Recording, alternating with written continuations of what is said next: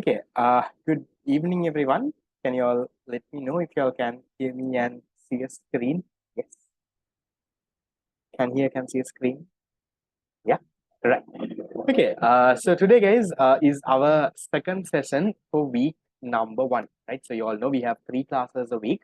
This is our second class for this week. Ideally, the one that was supposed to happen on Thursday, we are doing it today because we didn't do the class on Tuesday. That came to Thursday, right? You all know what is happening right now. So today, what we need to do is we need to discuss the paper on unit number 1. There is a 100-mark paper with 20 MCQs and 3 essay questions. So 20 MCQs is 40 marks, 3 essay questions is 60 marks. So in total, we are looking at a 100-mark paper just to see how have you progressed in unit number 1. So yesterday we had a small recap session, right? I uploaded that recording as well. Registered students, it should be there on the LMS, and for the others also, since it was a free session, I did upload it on YouTube. You would have been able to find it. I shared it on all the groups. So in case you missed, it should be available, right? So today, guys, our target is to finish off that paper. So if we can finish off the paper early, the class will finish early, right? If the paper goes on for more than 3 hours, then the class will take time. So somehow we will finish the paper, and that is where the class will finish. If we can finish the paper in half an hour, class will finish in half an hour, but don't expect that to happen. So ideally, I feel in around 2.5 hours, given how fast you all respond and all of it, I think we should be able to completely discuss that 100-mark paper. So can I have this thing? How many of you all did the paper and came? At least half of it at least took the effort of, now this is still the first week of the fast track program. At least you took the effort to at least do the MCQs at least, right? Because now itself, if your momentum is gone, imagine 6 months down the line, what is going to happen? Yes, at least the MCQs, right? Because you all don't have the printed book. I'll say that you were lazy to write answers, fine. At least the 20 MCQs, did you do that? Yes. Yes, right. Okay. So most of you all have kind of done. Good. Okay. So how is the thing, guys? How is the paper? Safe MCQ.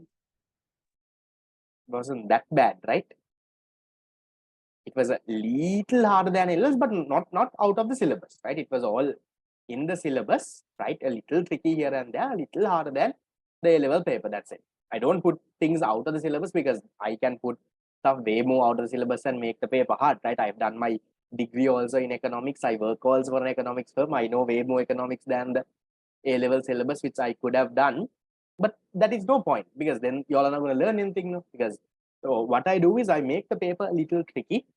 But since this is the first paper, I have not made it that tricky. Okay, we will be doing in the 4th week of the month, right? In the 4th week, we'll be doing one big mock exam from unit number 1, 2, 3. That will be comparatively a little tricky than usual. Okay, right. So we'll not waste time, guys. We'll directly get into and start. And also, guys, one more reminder. There is around, I am guessing, around 20 slots left in the fast track program. I think a little less than 20. Still, some people are getting added to the group. We have missed a few people. There is around 15 to 20 slots left. So I'm closing registrations by Sunday, guys. So by Sunday, all the free classes will be over. So that means next week onwards, all the paid registered students will get the proper book courier to their doorstep, recording sorted on our website and all of that. So if you all are registering, please get that sorted ideally as soon as possible, because I need to divide you all into smaller groups, coordinate with the ones who are weak, right? I need to have an individual chat with you all, see your level, right? So for me to go that 6-month journey, right, make sure by Sunday, I will close registration. So I'm just keeping that informed. So in case any of your friends are interested, just keep them updated. Okay, right. So we'll start and we'll get going. Okay, we'll see. Guys, did any of you all mark the MCQs? Yes, you all have the answers also. After doing the 20 MCQ, you mark and see how much did you get? How much did you all get?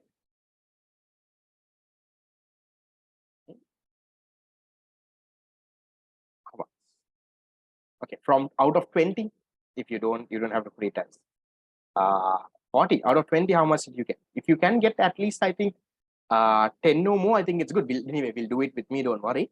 Okay, so we will discuss. Right.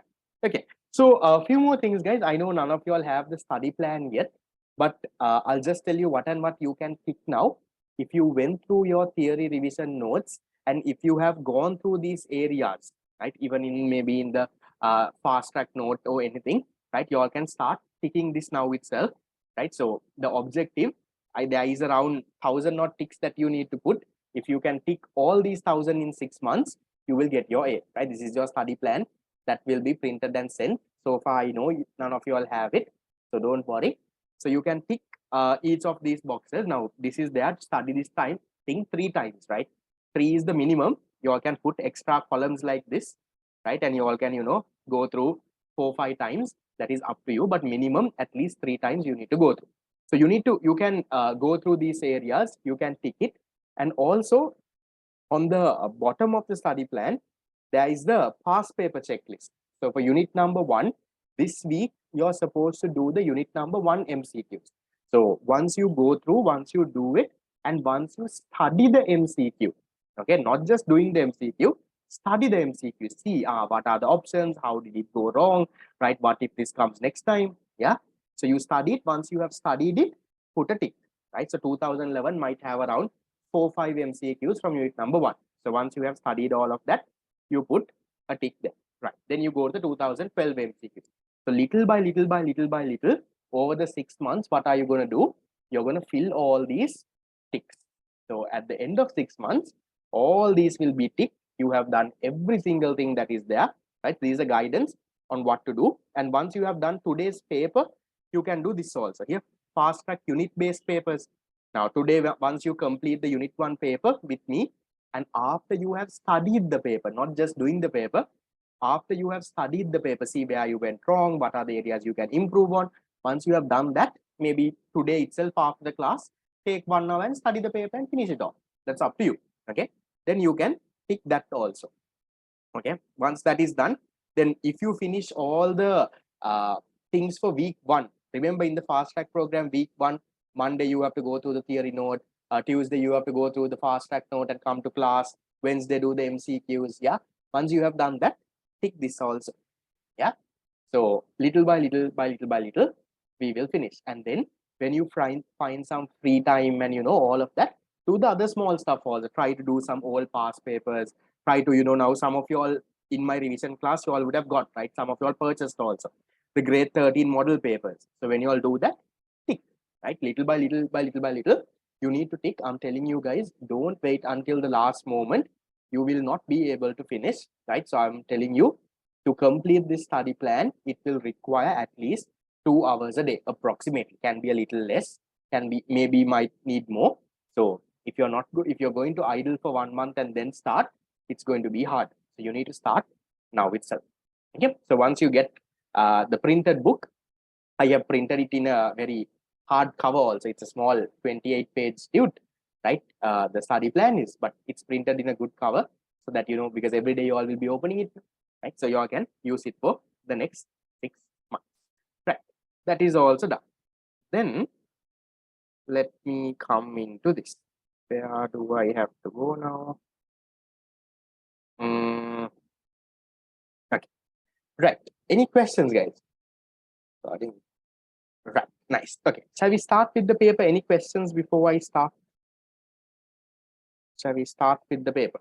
Okay, so I want all of you all guys, don't look at the answer scheme that is there in the this thing, right? Give me answers. So based on the number of answers I get, okay, so each MCQ there is 2 marks, guys. Okay, so based on the correct answers I get, then I know have you all understood the MCQ or not, and then I know how much to explain. Because if everyone is silent, then I also don't know whether you understood it or not.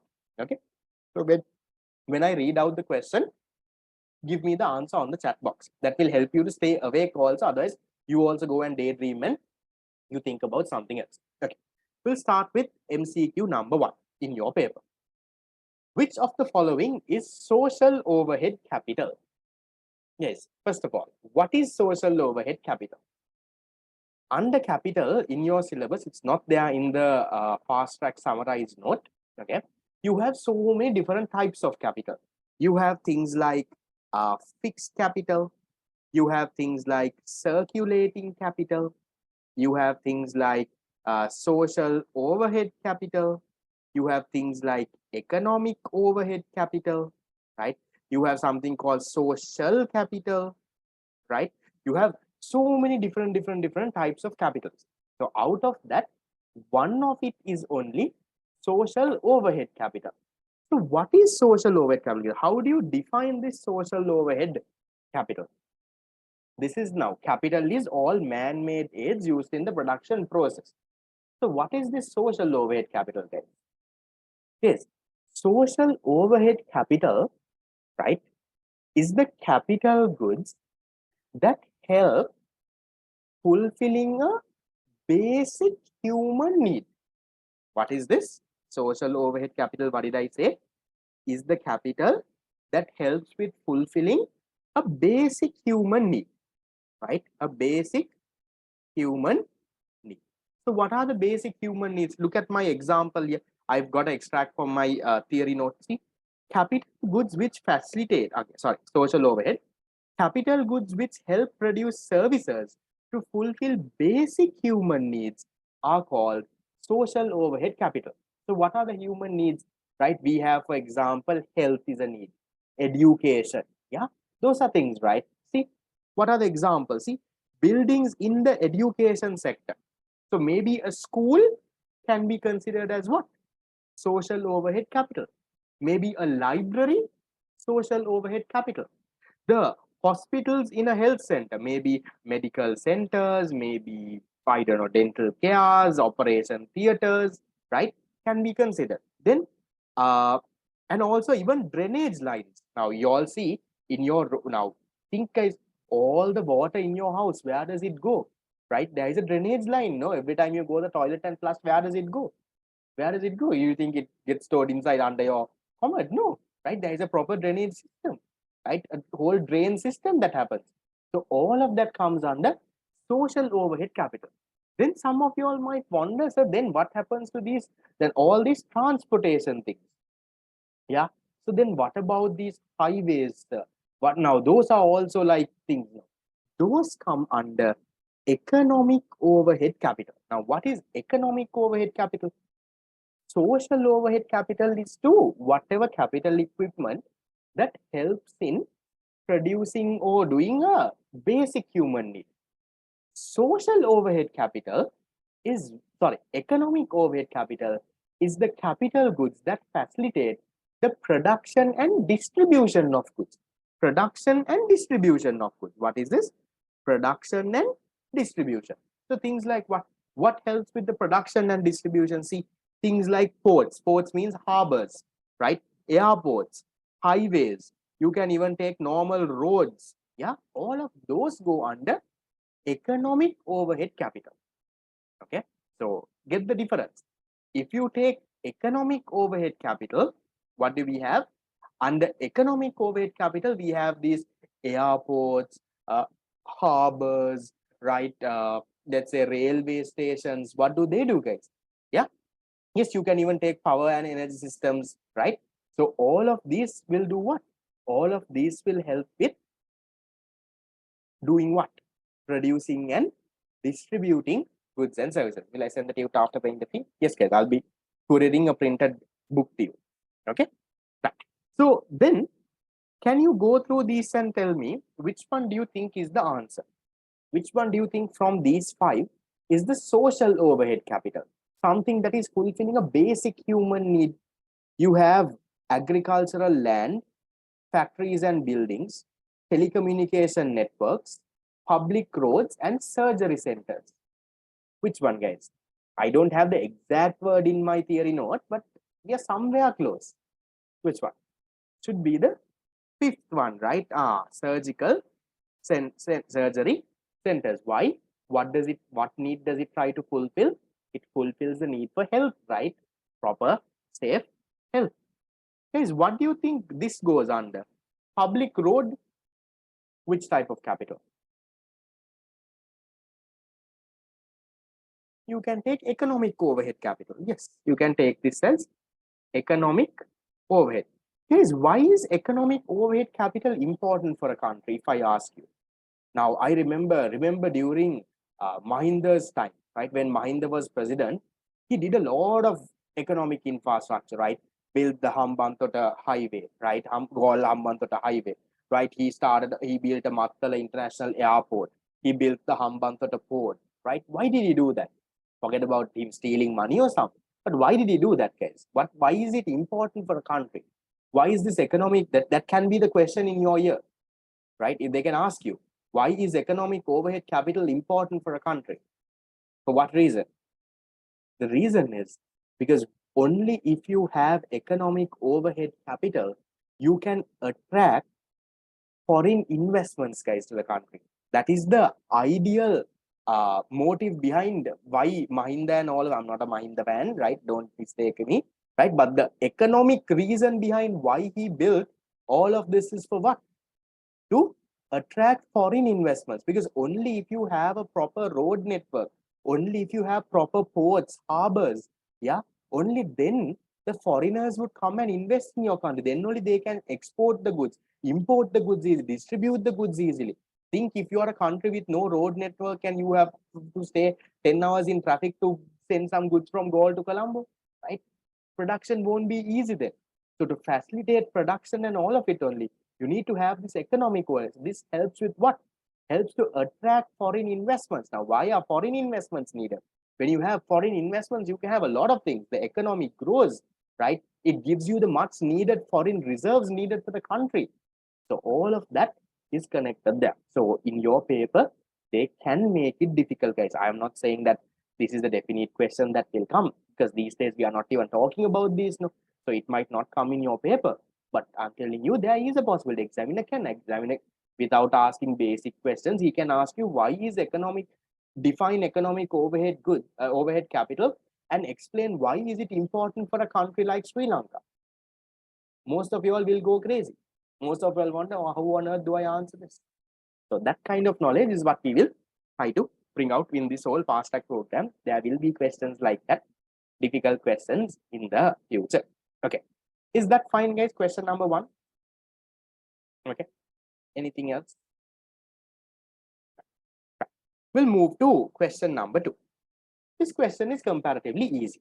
Okay, they are asking, when an economy produces on a point on the production possibility.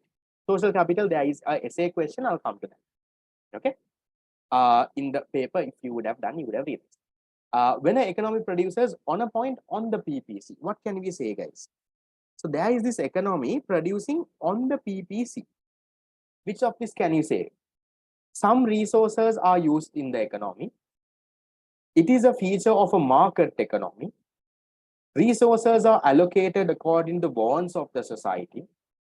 Indicates increasing opportunity cost, indicates production efficiency. So if you're producing on the PPC, here's an easy one, guys. I think you all should be able to give me an answer. What can you say? If you're on the PPC, you can say that they have achieved what efficiency? The economy has achieved production efficiency or productive efficiency. Remember I told you yesterday, any point on the PPC denotes what? Any point on the PPC denotes production efficiency, right? So that part I'm guessing is clear. So can you say that some of the resources are used? No, you can say all of the resources are used. So this some word is what drives this from. Feature of a market economy, not real. You can have productive efficiency in any economy. That just nothing called just in a market economy. Is what is the third one? Resources are allocated according to needs and wants of the society. What efficiency is that? Resources are allocated according to the wants of the society. That is talking about something called allocative efficiency, right? This is what? This is allocative efficiency. Okay, not that. Indicates increasing opportunity cost? No. So if you can be on the PPC even with constant opportunity cost, right? There is no rule saying that there has to be increasing opportunity cost. So therefore, we can go with the fifth one, that is that it indicates production efficiency. Hoping that is okay. 2 MCQs done. We'll move to the next. Okay.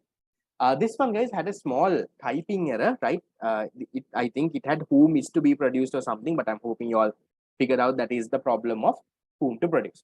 Now, this kind of question I gave you, right, in your exam paper. Okay, listen to this very carefully. I will not repeat this again and again and again.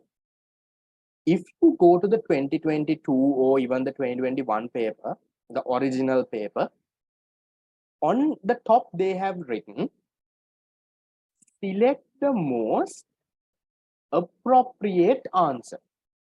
Select the most appropriate answer.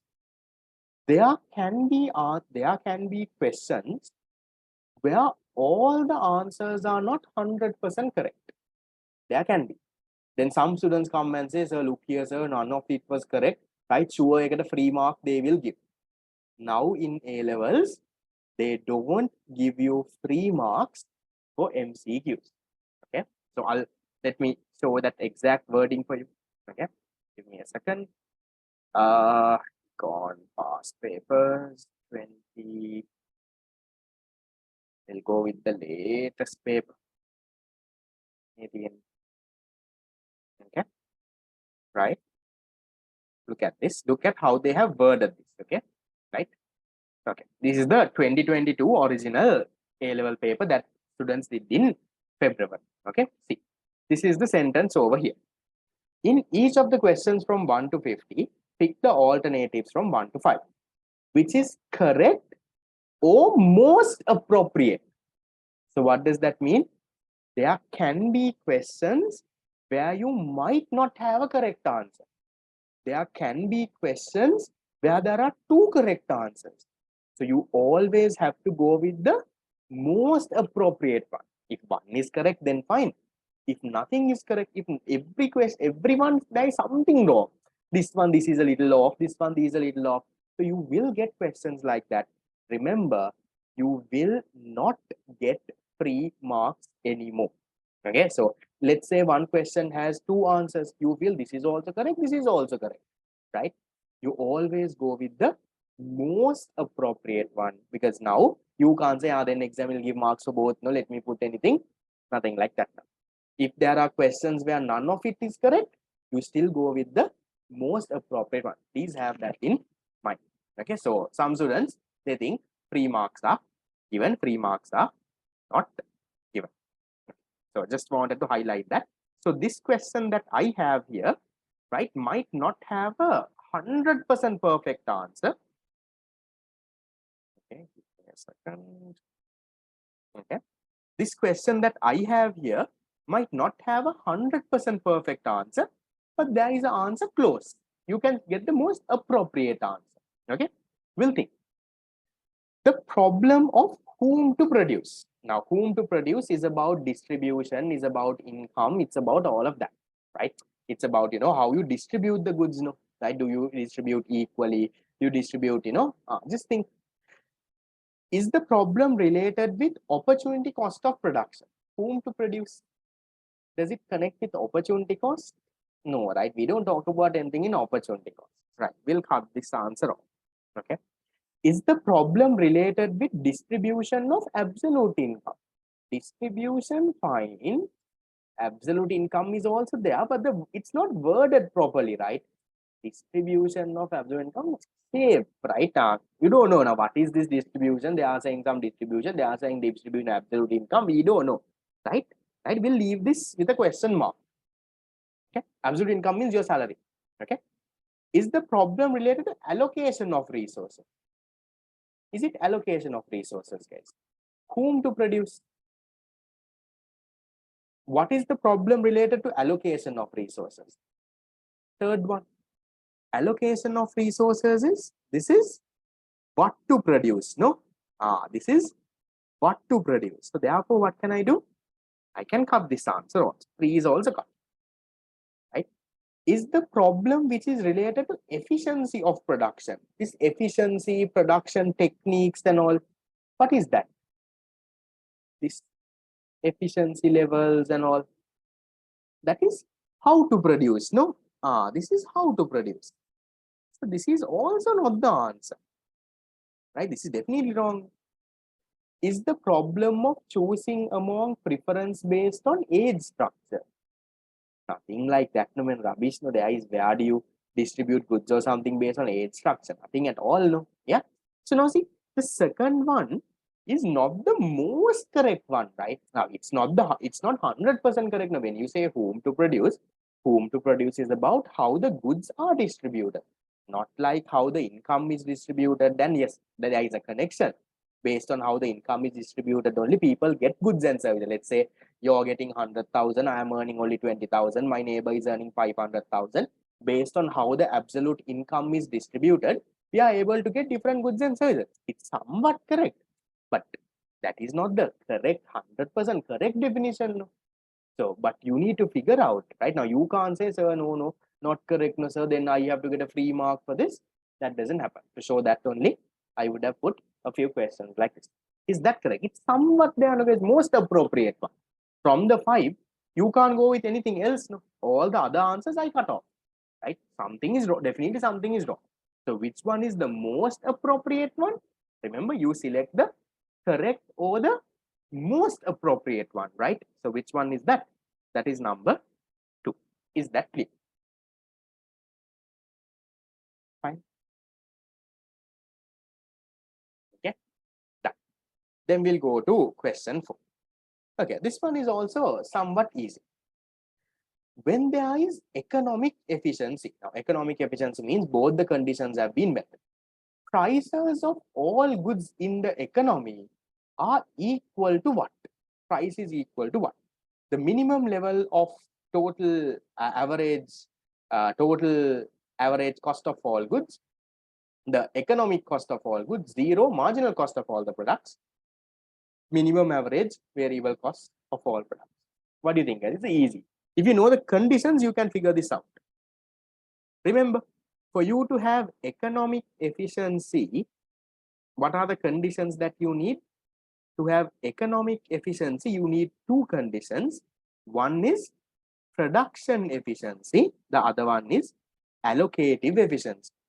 So under allocative efficiency, you have the condition, the price should equal to marginal cost. Or in other words, marginal benefit should equal to marginal cost. Guys, don't connect marginal revenue here. There is no marginal revenue here, right? There is no marginal revenue that comes in unit number 4.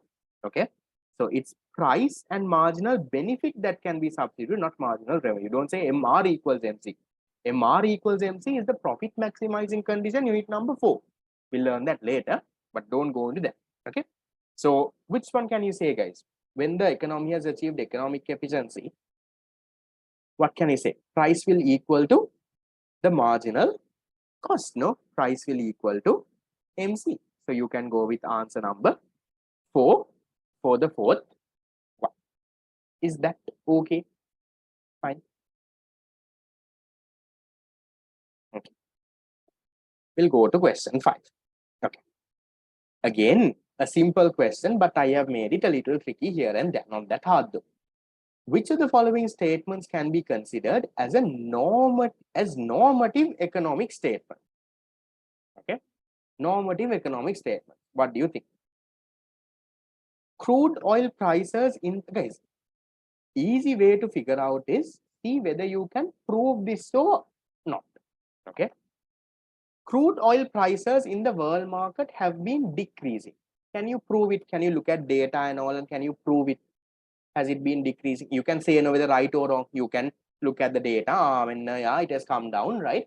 Yeah, decrease. Oh, no, it has increased. You can prove. So if you can prove it, what does it mean? That means this is a positive statement. You can prove whether this is correct or wrong. Second one, it's unfair that oil prices increase since it is a necessity. Now I am saying unfair that oil prices should not increase. It's a necessity. What do you think? Do you think it's a positive statement that can be proved and all? No, right? It's more like an opinion, no? I am saying, paune oil price, a necessity, right? Hamodam poltel lone, petrol lone, diesel lone, right? So we'll keep it at a basic one. It's like opinion, no? So then what is this? This one can be a normative one. Okay, so B has to be in your answer now. Look at this. Look at C and D. Now it's a little tricky. You need to figure out which one. Okay. C is saying in the future, there can be a decline in the price of crude oil. In the future, there can be a decrease in the price of crude oil. D is saying it has been confirmed that increasing crude oil prices, increasing crude oil prices have caused cost push inflation. Yes, now again you remember most correct one, right? Now remember now you need to be smart now. If you look at C and D, okay, now you need to see every answer has two options. So you can't go with only B now. Okay, just be smart, guys, right? One thing is A is a positive statement. You figured that out. That means your answer can't have A. Okay, so I will cut answer number 1. I'll cut answer number 2. Okay. Your answer says B, you said, is a normative statement. That means definitely B has to be there, right? So then this also is cut. So now you are choosing B and C or B and D. Yes, from the two, what do you think, guys? What do you think is more closer to normative? Something that is hard to prove. More normative. Remember, most appropriate. You would be tricky now, right? Ideally, even C, the answer is B and C, right? So yeah, now in this one, it has already been confirmed, guys. There is no personal opinion here, right? So if it has already been confirmed that the increased price of oil has caused cost push inflation. Unit number 7, we learned that. Okay, so this is already a positive statement. It's not a personal opinion, already proven, and it's a proven fact. But if you look at C, in the future there can be a decline in the price of crude oil. You can even consider this as a positive statement. But according to our situation, you can consider this as a normative as well, because A and D are definitely positive statements. Yes, that's right. It talks about what might happen in the future. So it's a little bit uncertain. Is that clear, guys? So you always go with the most correct one, guys. There can be ones that are very close, can be very similar ones, but you should be smart enough to cut and chop and make an and then these options are gone, then these options are gone. That has to run in your mind. Is that okay? Normative statement. So B and C. Okay. Then going to, yes, these are still not very tricky questions, right? In the fast track, by the time we come to the mock exams and all, things get very, very hard. Okay, mock exams, usually you can score 40 out of the 50 MCQs itself is a big deal, right? So the whole target of the fast track program is little by little to take you to a very extreme level, and then all of a sudden you get a very easy paper for A levels. Right? So trust me, guys, if you can finish this 6-month program properly, right, doing all the work, you will do the toughest and the most probable questions that come, and you will get a very easy paper. You will realize this the day that you sit for A levels, when you see the A level, actual A level paper, and you sit and see how easy these questions are compared to what I did and get. Okay, you will not realize it now. Okay, we'll go to question number 6. Which of the following accurately explain an output combination shown by a point outside the PPC? Right. So now there is a point outside the PPC. They're asking which point can this be? You know, again, a little bit of a tricky one now. Right. You need to know a little bit of other units also. There's a little bit of unit number 9 also connected here. Okay. Right. Scarcity of resources. Can it be a point outside the PPC? Scarcity of resources can be enough. That means your answer should have A. An attainable output combination under the available technology.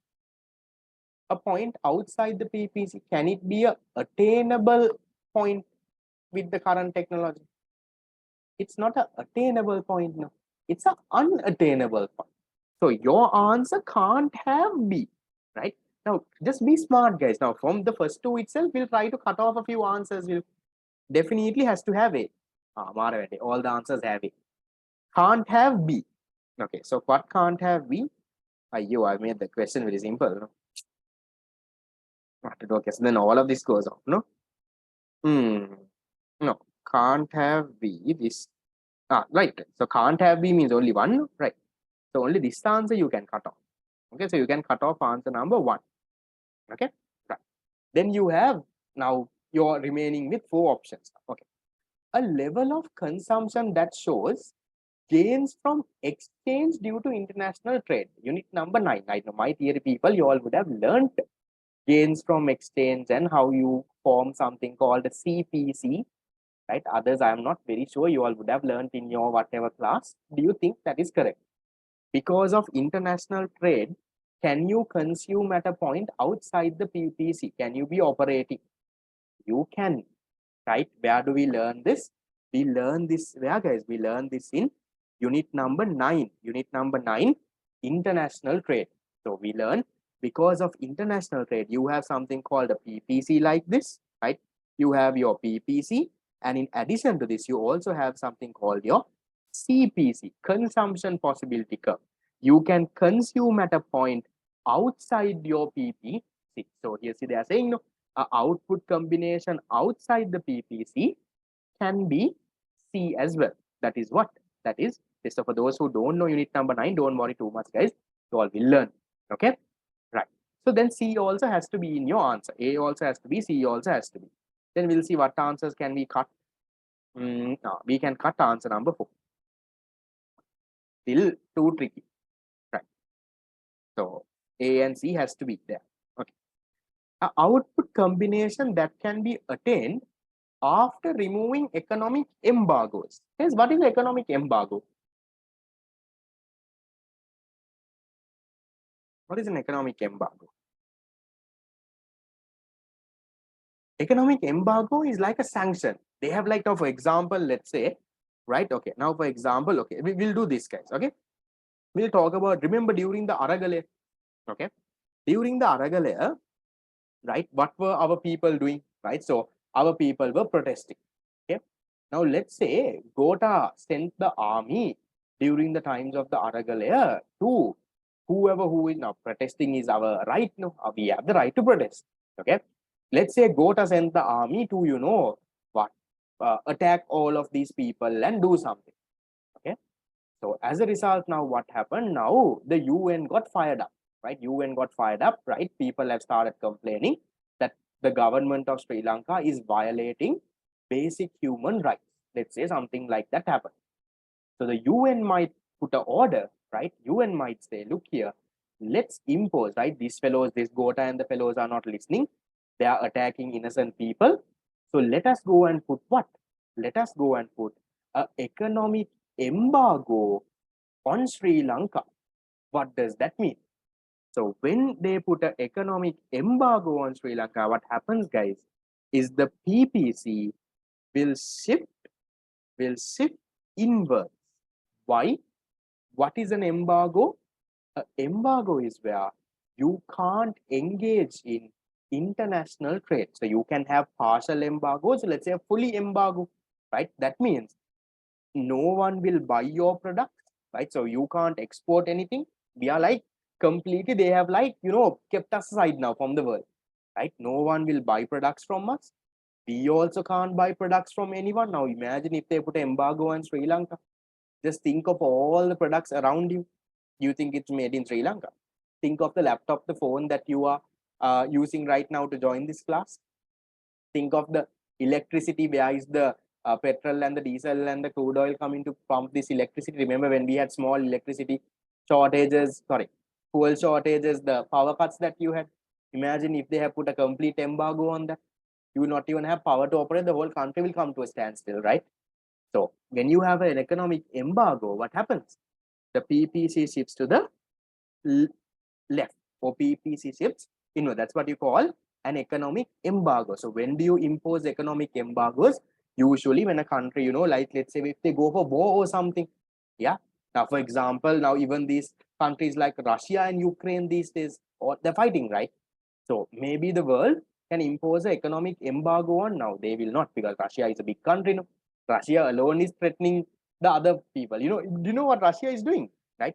So Russia is one of the biggest producers of crude oil. Okay, so they have now, no, oil is transporting pipes. No, Sri Lanka is only an island. So in our country, we can't transport through pipes, right? So how it works is from Russia. If you know the world map, from Russia only, there are huge pipes that goes to Europe and all. Okay, the oil pipes. So what is Russia doing? Russia is threatening, if anyone is supporting Ukraine, okay, if anyone supports Ukraine, that they will block those pipes. So then those European countries, what happens? Then they're not going to get their oil right now. They remember they get their gas and all from the things we already seen in movies. Now in Sri Lanka, no, guys, we buy this gas cylinder, shell and all. In those countries, they don't have that. No, gas comes from the pipeline, like how we get water. That's how they have gas also. So at the end of the month, they get a bill based on how much of gas they have used. They get a bill. That's how it comes through pipelines. So they can block, because those pipelines start from Russia all the way only. It goes to the whole of Europe. So that's world politics on the other side. But remember, in case you put an embargo, right? You say, look here, we're not going to trade or do anything with you. PPC will shift inward. So now connect this to our point, guys. Our question is saying, which of the following accurately explain an output combination shown by a point outside the PPC? Answer number D is saying an output combination that can be attained after removing embargoes. Do you think it's correct? Now, let's say currently the country has an economic embargo, right? Currently they have an embargo. Okay. If you remove this embargo, can you go to that outside point? Look at my diagram here in the corner here. Do you think? Now, currently the country has an embargo. Okay. My question is saying an output combination that can be attained after removing the embargo. Do you think? If you remove the embargo, do you think can you go there? Okay, first tell me, guys, if you remove the embargo, what would happen to the PPC? Now there was an embargo in Sri Lanka, they removed this embargo. PPC will, what happens? PPC is now going to shift out, right? PPC will now shift out. Don't you think this is attainable now? If you remove the embargo and the PPC shifts outwards, don't you think that point outside is attainable? Attainable, right? You can go with that as well. Yes, then you can engage with international trade. You can attend. So this also can be a part of your answer. Okay. Then the inflationary gap that exists. Now this is also a little tricky. Unless they have specifically said it's the inflationary output gap. Now usually, guys, inflationary output gap happens when your actual output is above your potential output, right? But here, since we are not very specific, now this unit number 6, guys, I have made the MCQ as tough as possible, connecting it from every single place, right? Now this is from unit number 9, your economic, this thing is from unit number 6. Yeah, that's the whole point of the fast track, right? From one question to learn so many different things. Okay. So when you say inflationary gap here, now I have not mentioned that it's an inflationary output gap or not. So maybe it's just the prices that is high. So you can't necessarily say that it is outside the PPC. So you can ignore, right? Output combination with zero opportunity cost, no. Any point inside the PPC only has unemployment and zero opportunity cost. So therefore you can go with A, C and D. Answer number 2. Is that okay? That's a little bit of a tricky MCQ though. If you are at that level to understand, I feel you're ideal, but that's okay. You can take some time, think a little. Once we do the other units also, little by little, go into your head. In your paper, don't worry, it will not be this hard. Then where there will be zero opportunity cost, there are free goods. It can be attained. Right. Opportunity cost is shown writing PVC not clear. Can you explain that? Yes. On the PPs. Opportunity cost case, there is a question, I'll come to that. Okay. Where there will be zero opportunity cost, where there will be zero opportunity cost, one situation is when there is unemployment. So that is the point inside. If you're operating inside the PPC, you can say there is zero opportunity. But you can't say that outside the PPC is this. Okay. D again, how does it shift? Because remember, you learn the opposite here. So if you impose an embargo, what happens? If you impose an embargo on a country, the PPC will shift inwards. Right now, what is an embargo? An embargo is where you restrict that country from importing and exporting. No, so you say, look here, the country might have violated some human rights or something. So UN comes and says, look here, right? Right? We are not going to talk to you, or we are not going to do anything. Right? So UN comes and says, look here, we are not going to buy anything from you also. Anyone will not buy, no one will sell goods also. So then what happens? When imports and exports completely stop, right, the PPC shifts inwards because your resources and all go down now, right? Now you don't have oil in your country, right? How are you going to generate electricity, right? So PPC shifts inwards. So then what is the opposite of it? A country where you already had an embargo. Let's say Sri Lanka was, already had an embargo. Now they took it off. Then what would happen to the PPC? Then the PPC will shift outward, no? So if that happens, then don't you think that a point outside is attainable? So let's say currently the PPC was like this, okay? And then there was this point outside. All of a sudden, they removed the embargo. The embargo on Sri Lanka that was there. Now let's say Sri Lanka is a good child now. They removed the embargoes. Then what happens? Then the PPC shifts out. Now this point becomes attainable. That is exactly what point D is saying. An output combination that can be attainable, right? That can be attained after removing economic embargoes. Is that clear? D? Yeah. The ones who had questions on that.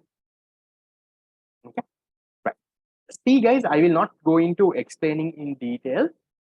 This comes from unit number 9. When we do unit number 9, I will teach you this. And this inflationary output gap also, unit number 6 again, I'll teach you when I do that.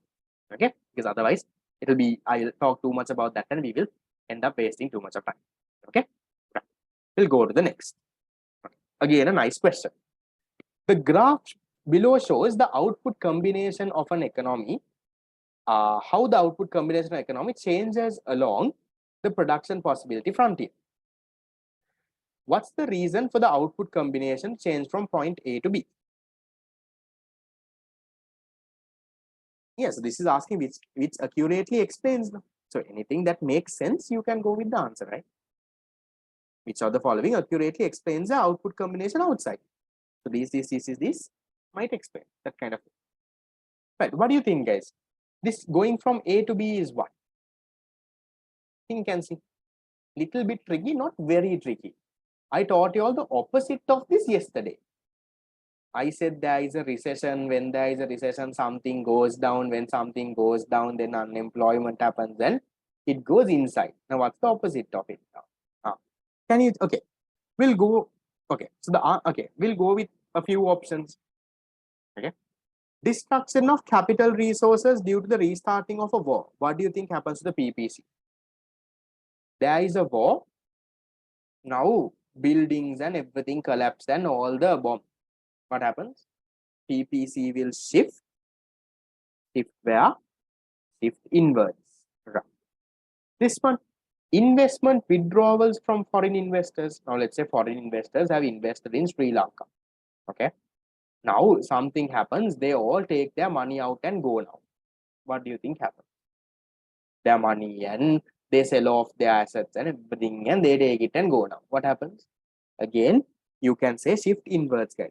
Now, if you can't figure out this, think of the opposite always, guys. Now, you're not sure what if these investors take and go, what will happen? You don't know. Think of the opposite. What if new investments come to Sri Lanka? Then what happens? PPC shift outwards. Opposite of that is only people withdrawing and going. Yeah, shift inwards. Yes, decrease in net imports, decrease in demand for exports, I don't think has a, you can't really show this on a PPC. Yeah, it's not something that you can show from a PPC from A to B, no. So then what is the odd one out now? The odd one out is the first one. That means the first one has to be our answer. How? Expansion of aggregate demand in the economy. How does aggregate demand connect with this, guys? Can you tell me? What happens when the aggregate demand in the economy increases? Now people are willing to spend more and more and more. What do you think happens? So people are willing to spend more and more and more means aggregate demand is increasing means now firms will produce more and more and more, right? The production increases, no? So when production increases, can you tell me what happens to unemployment and all? Now what happens? Production increasing means you have to employ more and more resources now, right? So what happens? The unemployment levels decrease. So that is, how do you show that on a PPC? How do you show unemployment decreasing on a PPC? Moving to a point moving towards the PPC, no? So a point moving from A to B can be what? A reduction in unemployment. Which of this can cause a reduction in the unemployment? An expansion in the aggregate demand in the economy. Is that clear?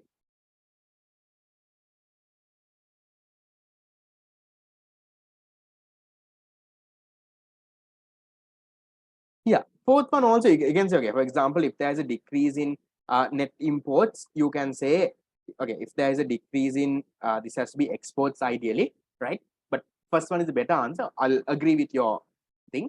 You can say, sir, if there's a decrease in imports, then aggregate demand will go up. Then also you can say, right?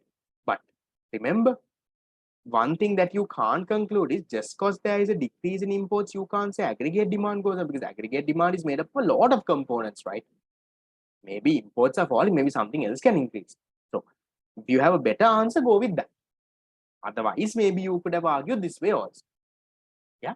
But the ideal point is that employment increases or unemployment falls. Is that okay, guys? Step. Questions? I'm telling you, these MCQs are hard, right? They're harder than the A-level paper. You all would have realized this by now.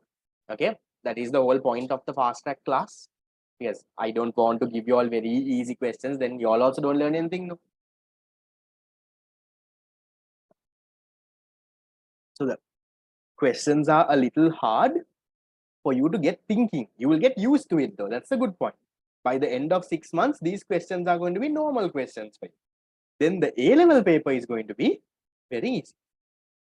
Yes, you can say employment increase. Correct. Okay. Right. Going to question number 8. Okay, this one is a little bit of an easy one, nothing that hard. Which would be the reason to argue that a social market economy? Now, yesterday I explained social market economy under mixed economics. I said where government intervenes to promote social justice, and they provide pensions and samurdhi benefits, and do all of that. Now, so which is the reason to argue that a social market economic system is better than a capitalist market economy? What do you think, guys? Why do you think a social market economy can be better than a market that is purely run by the government? Think of the main difference. Why is the government coming in the first place? Why is the government entering into a market in the first place? Social market, why are they entering, guys? They are entering to promote what? To promote social justice. No, what is this social justice? Social justice is where, for these vulnerable people, for the people who are really poor, maybe provide them some safety network, like what? Like pension payments. Maybe for the ones who don't have income at all, maybe give them like a samurdhi benefit. For the university students who don't have money to study, give them something called a Mahapola scholarship. Yeah. Unemployed people, give them some sort of a benefit. That is to promote that. The government intervenes into the market. Then it becomes a social market. That is why it makes it better, no? So which one, guys? What is the reason to argue that a social market is better? Why is a social market better, guys? A social market is better because it implements a broad social safety network. What is this social safety network? They can ask you a essay question. So they can ask you in Sri Lanka, what kind of social safety network? Now, this is something the IMF is also these days talking about. Remember in unit number 11 and 12, when we talked about, right, in unit number 11 and 12, when we talked about poverty, we saw how the poverty rates are increasing. And I told you, poverty rates right now can be even higher than what is in the 2019 survey. Yeah. Yes, capitalist, socialist, no, not the same. Yes, I'm hoping yesterday's this thing, it was there, right? Capitalist is like the private sector running the whole thing. Socialist is the opposite. Okay. So, if you take these social networks, so now what is the IMF and World Bank telling? IMF and World Bank is telling, right? Go and implement these social networks, guys. Why? Because there are so many people in what? There are so many people in poverty in your country now. There are so many people because of high levels of inflation don't have food to eat. So one condition that the IMF is putting on us, right, is to broaden or strengthen our social safety networks, right? Strengthen it. So if you are to provide some of the benefits, maybe find the real deserving people, provide more of it, never mind, because they need to live. If you're going to provide pensions, right, provide it. Give this benefit, give that benefit. They're telling us to do that. Yeah. So that is what happens in a social market economy. So in a social market economy, what happens? The government intervenes to promote social justice. One important concept of that is what? Having social safety network. So in Sri Lanka, if they ask you for examples for what is the Sri Lankan government doing in terms of social safety networks, you can talk about pensions, you can talk about Samurdhi benefits, right? You can talk about Samurdhi benefits, you can talk about maybe Mahapola scholarships, right? You can talk about all of those. So then look at the other answers. One reason why a social market economy is better is because it promotes economic freedom. I don't think, right? There is more freedom when the private sector alone is there. When the government comes, the freedom is less. No, when only the private sector is there, you can do anything you want. So it doesn't really promote economic freedom. Maximum efficiency of resource allocation.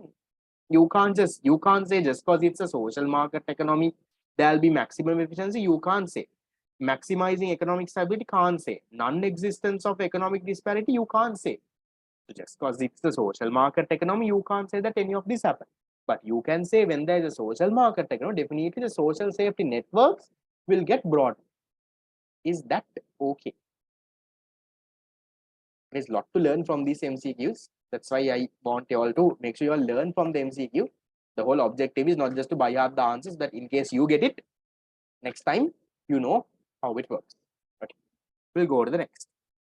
Question 9. Okay, this one is easy, guys. Can all of you all give me an answer? If the cost of mobile, I want you to practically think now, okay? If the cost of mobile phones fall by large amount, you have an incentive to, this is an incentive function of price. You have incentive to do what? What are you going to do? Let's say iPhone 14 all of a sudden became 100,000 now. What are you going to do? You are going to take a shorter version means a lower version, buy a new phone, use your father's phone, avoid buying a new phone because it's less valuable, wait until the cost rise to buy a new phone. What are you going to do, guys? As a rational consumer, the incentive function coming into play, when the price goes down, you're motivated to do what? To buy a new phone, right? This is a easy one. Okay, so nothing to explain there. Right. This one is also easy. Question 10.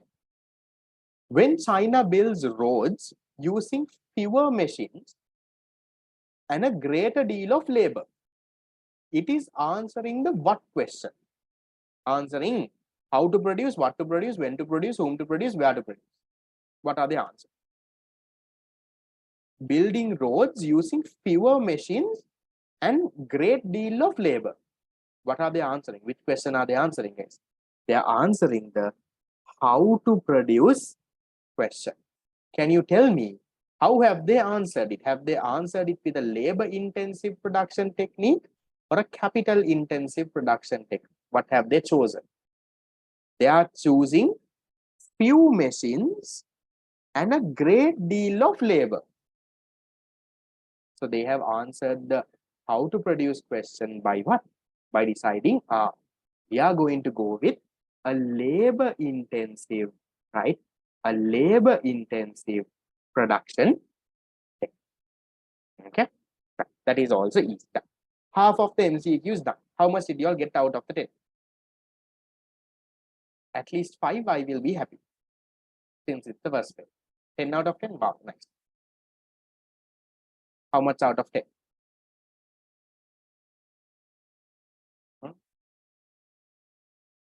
Nice, good, right. So most of you have done well. Good, nice. I am hoping you all have genuinely done it, not looked at the answer scheme. You think about the answer,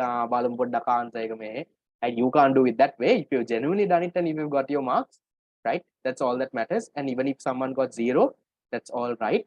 As long as now you know how to do it, that is what matters. Okay, so the whole objective of this is you can get 0 out of 20, but at the end of this class, if you have learned all the 20 MCQs, and if it comes in your paper, you know how to do it, then you're a winner at the end of the day. Then there is no difference between the person who got 20 out of 20 and the one who got 0 out of 20, because at the end of the class, both of them know how to get 20 out of 20 for this same question. So don't feel bad or disheartened if your mark is a little low. Okay.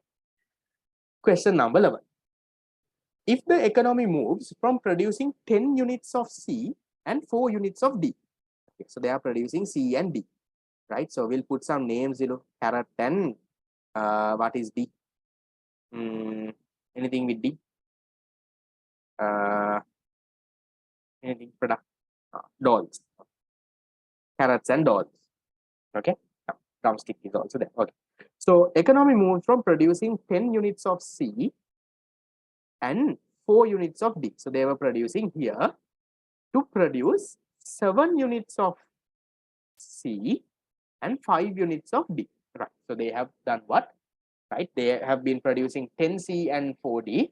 Now they have moved from this combination to this combination. They have increased the production of D by 1. Let's say they have increased the production of dolls by 1.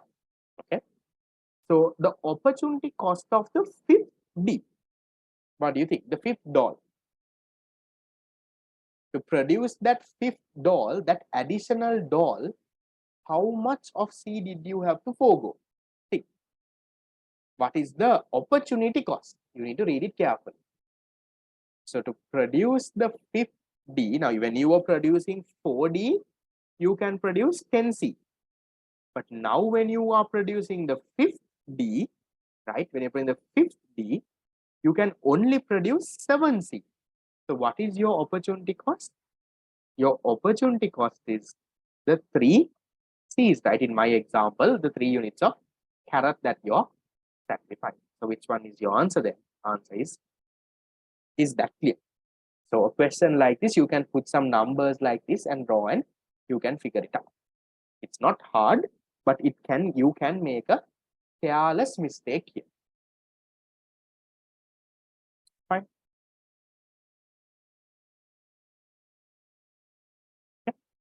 Okay. At one instance, we can use the equation. So you can ask the equation if they ask for marginal opportunity cost. Right? When we do questions, you will see. Okay? There might be questions in the future paper. Okay. Right. Question 12. Okay, this is easy one. This is a little bit of general knowledge. We learned this in unit number 12 also. Which the following calls for economic activity that meets the present needs without hindering the future needs of the society? So you're developing and growing in the present without harming the future generation. What is this called? This is called sustainable development, right? Not highly connected unit number 1, but you can get questions like that also if the examiner has nothing to put. So again, a concept that you will learn in unit number 11 and 12, guys. Okay, we'll go into 30. Again, an easy one, but you need to be very careful. Assume that a land can be used either for producing corn or producing beef. Okay, I have a land, right? So here I am growing some corn, right? Here I have some people like you who is giving beef. Okay, right. The opportunity cost of converting an acre from right? Read the question carefully. That's the most important one. Okay. The opportunity cost of converting an acre from producing corn to raising cattle for beef. What are you doing? Are you in? Okay. First, tell me in this question, are you increasing corn or increasing the beef? What are you increasing? You have to figure that out first. What are you increasing? Because if you don't figure out that out, you can't get this thing, right? The opportunity cost of converting an acre from producing corn to raising cattle. So 1 acre, let's say this is 1 acre. Now this also, what do? Here also you're producing cattle now, right? You put cattle and making beef, let's say. Okay, right? So what can you say, guys? What is the opportunity cost now? Tell me, what did you sacrifice? When you converted 1 acre, you sacrifice some corn, no? So look at the answers and see. The opportunity cost is equal to which of the following? The amount of beef produced. Beef is not what you are sacrificing, no? So that can't be opportunity cost. The profits earned through beef. No, you're not sacrificing beef. The amount by which corn production decreases. Can be, no? Right? So can be, we'll put a dot and if. Market value of extra beef, no. Market value of extra corn, not real. You don't go with market value. You can say, what is your opportunity cost, guys? The opportunity cost is the amount of corn that you sacrifice. There is nothing hard in this question. This question is given to see whether you can slowly think and figure out what are you sacrificing, what are you gaining. Is that okay? Fine. Okay. Going to question 40. On a diagram of a production possibility curve, opportunity cost is represented by, easy one, the slope of the PPC, a point inside the PPC, a ray through the origin, a point on the vertical axis, point on the horizontal axis. How do you represent opportunity cost? Through what? Slope, point inside, ray through the origin, point on the vertical, point on the horizontal. Opportunity cost is represented by what, guys? Opportunity cost is represented by the slope of the PPC. If you have a straight line PPC, straight line slope, you call it a constant slope, then you call it constant opportunity cost. If you have this one, you call it increasing opportunity cost. If you have something like this, you call it decreasing opportunity cost. So opportunity cost is represented through what? Through the slope of the PPC. Now, what is this ray? A point inside? No. Ray through the origin, something like this. Is it a ray through the origin? No, right? You don't have a ray through the origin like this. No, nothing like that. Then point on the vertical, point on the horizontal axis. Again, no. That's a kind of a easy question. So that's how you represent opportunity cost. Moving to the next. Which of the following is necessary for a well-functioning? Now, this again was not there in your theory recap. It's there in my theory tute, not in the fast track tute. Okay. Which of the following is necessary for a well-functioning capitalist economy, but not in a command economy? Guys, can you tell me, in a capitalist economy, right, what is the main feature in a capitalist economy? Okay, who owns the resources in a capitalist economy? There is what? There is private ownership, right? Private ownership. So remember, guys, in my theory and revision class, I would have told you all, or even in the past paper class, I would have touched a little. For a market economy to function, or a capitalist economy with private property to function, there has to be something. What is that something? That is what I'm asking. There has to be centralized decision making. There has to be scarcity of resources, monopolies, protection of property rights, positive externality. What did I say?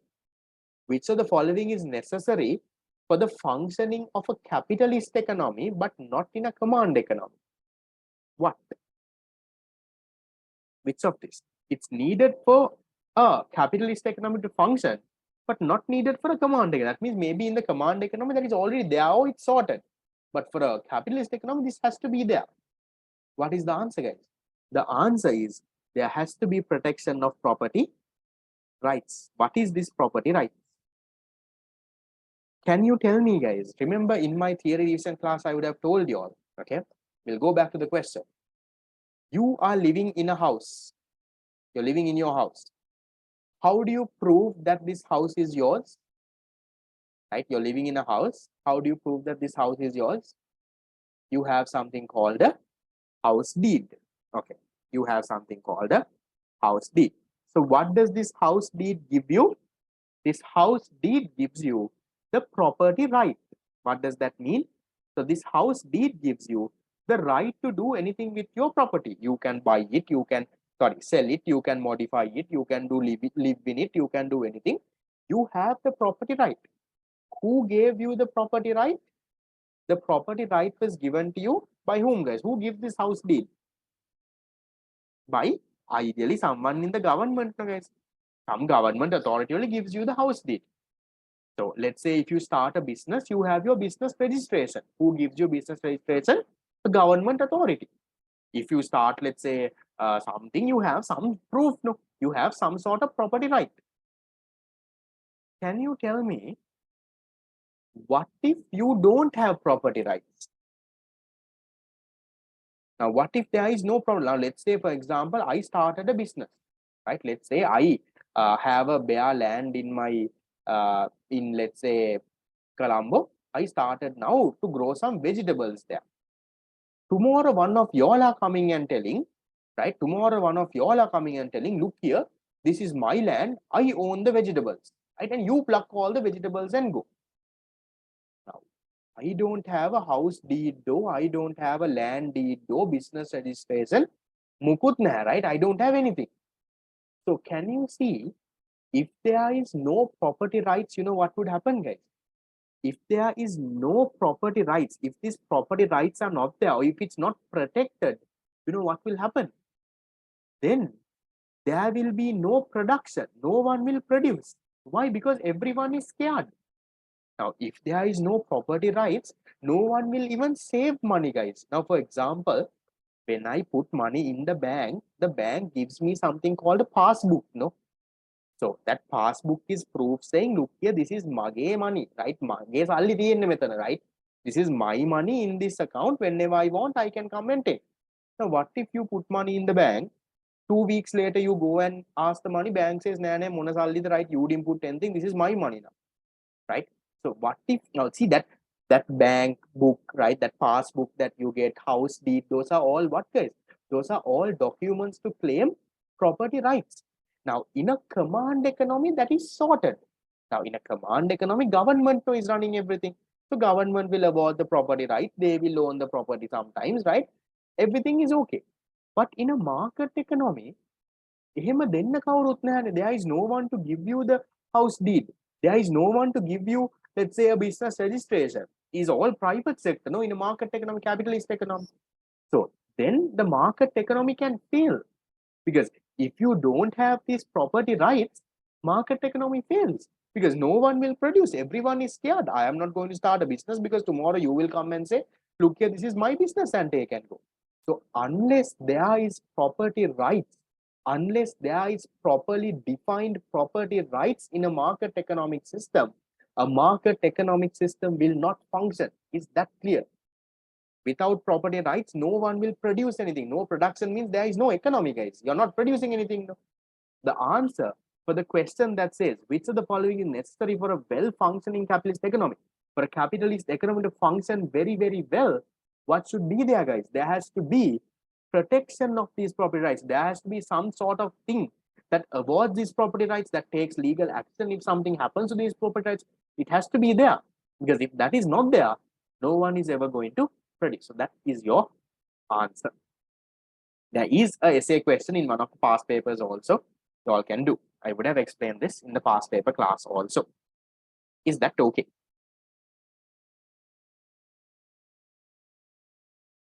Step. Going to the last 5 MCQs. The main function, this is the easy one, right? I took this from a past paper to see how many of you all did past paper. The main function of prices in a market economy is to do what? Prices have 3 functions. One of the functions are in this. At least give me an answer, guys. If you are like a shape basic person, you can answer this. What is this? What is the main function of price? Generate more profits to entrepreneurs, guide households to choose investment opportunities, ration limited resources in the economy, determine elasticity of products, improve the distribution of income. So price has three functions. What are the three functions? One is the signaling or the informative function. Other is the rationing or the allocative function. And then you have the incentive function. So one of these talks about one. So which one, guys? Answer number 3, right?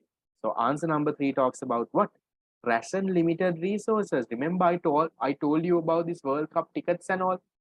So that is what you call the rationing function. So a main function is not to generate profit for the entrepreneur, no, right? It's not to guide households with investment and all of this, no. So it's answer number 3. So ration. Okay, that is question number 16. Then we'll go into 17. Diagram below shows the PPC of an economy. Okay, the opportunity cost of moving from A to B. What do you think? Currently you are at A, now you're going to B. What is your opportunity cost? What are you sacrificing, guys? Think and tell me. Your opportunity cost is 20 units of cloth, 0, 10 units of food, half a unit of cloth per 1 unit of food, 30 units of cloth and 20 units of food. Think, guys, what is your opportunity cost? Opportunity cost means you are sacrificing something. So when you're going from A to B, what is your opportunity cost? What are you sacrificing?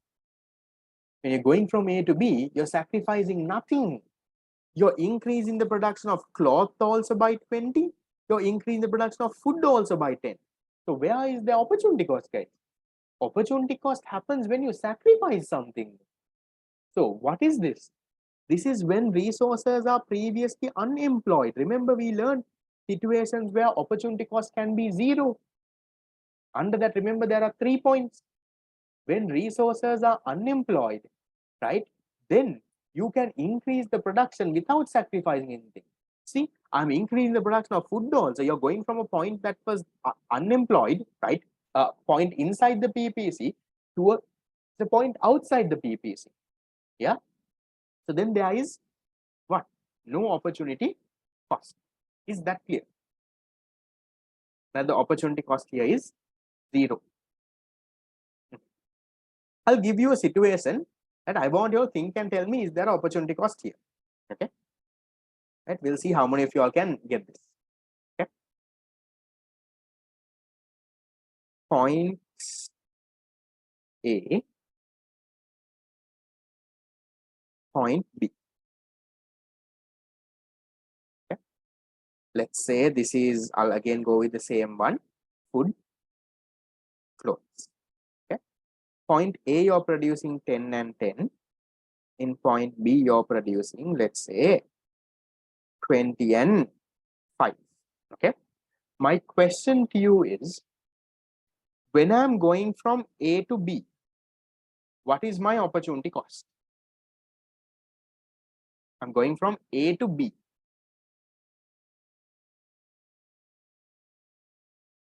Is there an opportunity cost? If so, what is it? I'm going from A to B.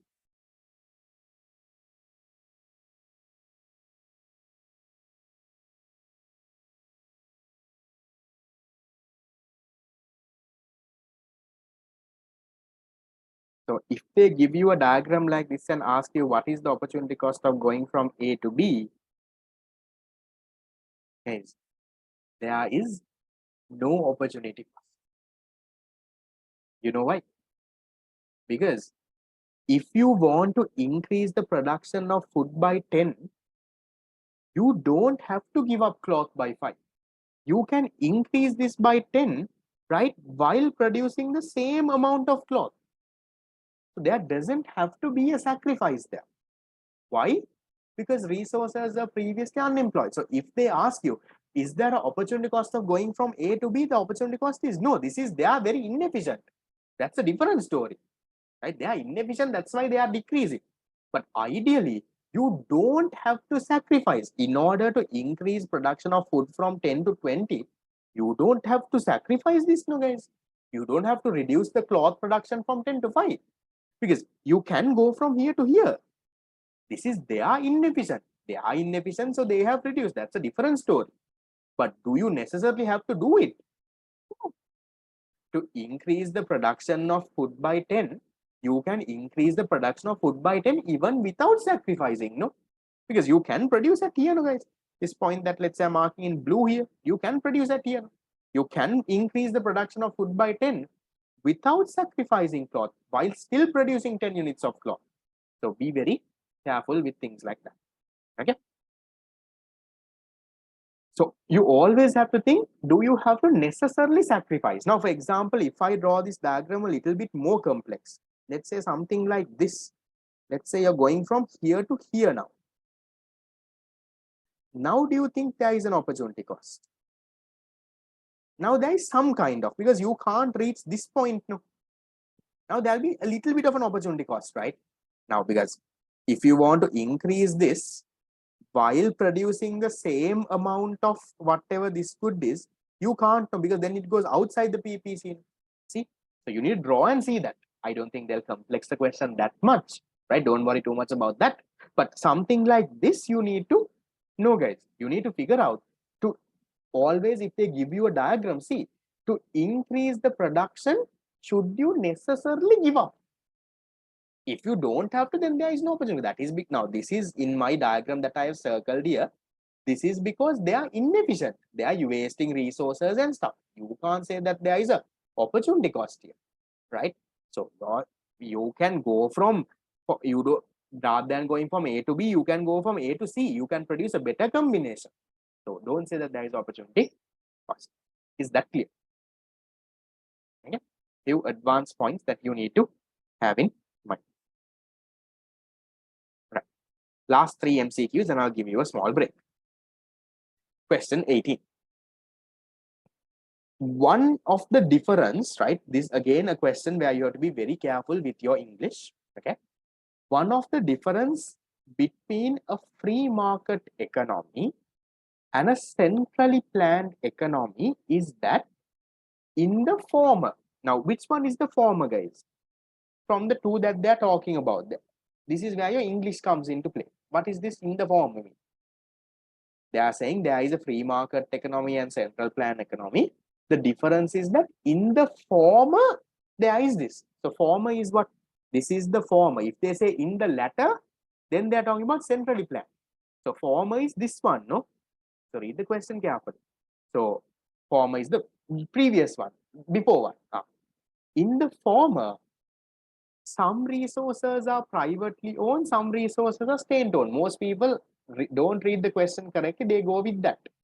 Can you say that the difference is that in the former, some resources are privately owned, some resources are state owned? Can you say that? The former means market economy. Market economy, can you say some resources are privately and some resources? No. But see, people who don't read the question properly, what do? Difference between market and command. Some resources privately owned, some resources state owned. Correct, right? Market privately, this is this. See, you need to read the question very carefully. Read until the last word. Is that clear, guys? Did you figure that out? That this question is talking about the former. So in the former, you can't say some resources are privately and some resources. Can you say in the former, resources are only scarce in a free market economy? Resources are only scarce in a free market economy? No. In the former, all resources are privately owned and allocated by market forces? Yeah, no. So that is a difference, right? So one difference between a market and a command is that in a market economy, all the resources are privately owned and allocated through market forces, price mechanism. So this can be your answer. We'll see. In the former, most resources are used to produce capital goods. Can't say, no. You can't say just because it's a market economy, they are producing capital goods. Who knows? They might be producing consumer capital, both, right? Resources are allocated by market forces and therefore no longer scarce. In the former, resources are allocated by market forces, correct? But can you say they are no longer scarce? No. Market economy also has scarcity. This also is gone. So therefore, which one is our answer? Answer number 3. Is that clear? That in the former, some resources are privately owned and allocated in by market forces. Be very careful with reading the question. Yes, easy question, but you will jump up and you will go with the first one. So many people would have done that. Okay. Question number 9. So why not answer number 1, guys? Because answer number 1 talks about a mixed economy. You need to read the question carefully, because here they say a difference between a free market economy and a central planned economy is that in the former means in the previous one, in the market economy, you can't say some resources are privately owned and some resources are state owned. That's not matching with the question. Okay.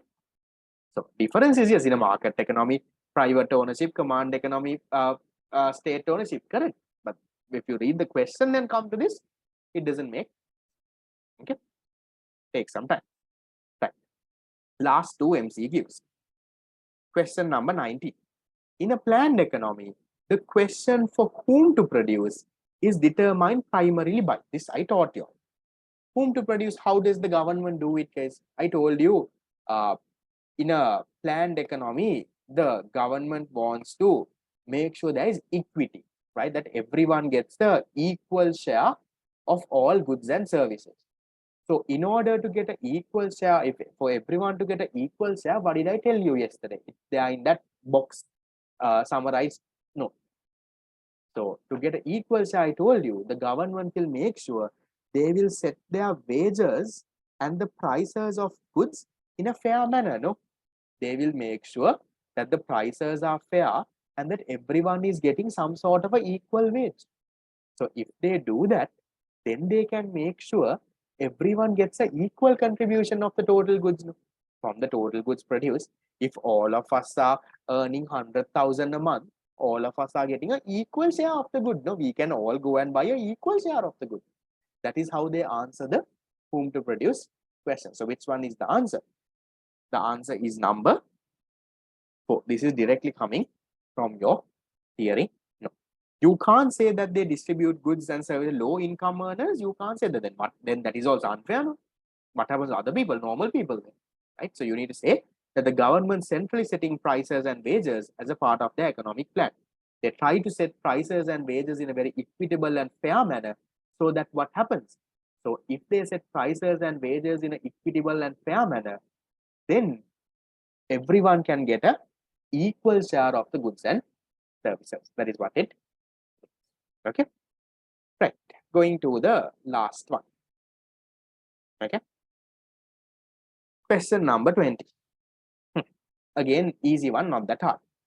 Assume an economy producing private goods and public goods. When the economy is operating on the production possibility frontier, okay, so there is private goods, there is public goods, they are operating on the PPC, increasing the production of public goods. So they were operating here, now they are increasing the production of public goods. They are going from here to here. Okay, right. What can you say?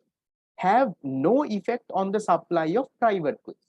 No, the amount of private goods supplied are coming down, not one. Increase the opportunity cost of private goods. It's the other way, guys. When you produce more and more public goods, the opportunity cost of producing public goods only increases, right? So not private. Increase the total output, because private goods are non-rival. Does it increase the total output? No. Private goes down, public comes up. No. Means a reduction in the production of private goods. Correct, right? When you're going from here to here, you're producing more public goods means a reduction in the production of private goods. So private good production is going down. Fine. Shift in the PPC to the left? No. Is that okay? That's how you can get that answer. So you need to think, cut one by one logically, and then figure it. Fine. Questions, problems, issues?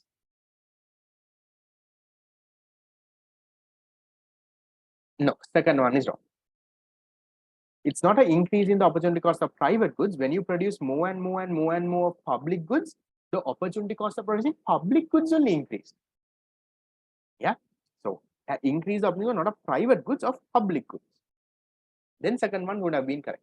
There is another MCQ I cover in one of the mock exams. I'll teach you it, teach that you there. Okay, all of you. Add and see how much do you all get out of 20. Okay, given that you have honestly. Okay, MCQ second question. Producing a point on the PPC indicates allocative efficiency. No. You can have allocative efficiency even inside the PPC. You can have allocative efficiency one good, remember? Okay, right. So we'll just count the marks and see, right? We'll see how many, if you've honestly done it, not after me discussing and you doing it. Okay. So, okay. If you got 20 out of 20, can you say 20 on the chat box? Don't say me or anything on the chat box, say 20. If you got 20 out of 20, we'll see how many people have. 20 out of 20, say 20 on the chat box. You can send the message only to me, I think. Okay, there is one person. Wow, nice, proud. Okay. If you've got 19 out of 20, say 19 on the chat box. There is one, there is two. Genuinely done, not copied from anywhere. If you've copied, stay silent. 19 out of 22. Okay. This justice. Okay, there is another one. 3. 18 out of 20. Genuinely done. 1, 2. Anyone else? 3, 4. 18. Not anything else. 18, 4. Okay, there are 4. 17. Say 17 on the chat box. Don't say me and this and that. Say 17. 1, 2. Anyone else? 17 out of 20. You can say 17 on the chat box. 2. 16 out of 20. 17 is 3. Sorry. 16 there is a lot. 16 there is 1, 2, 3, 4, 5, 6, 7. Okay. Okay. The last one, 15 out of 20.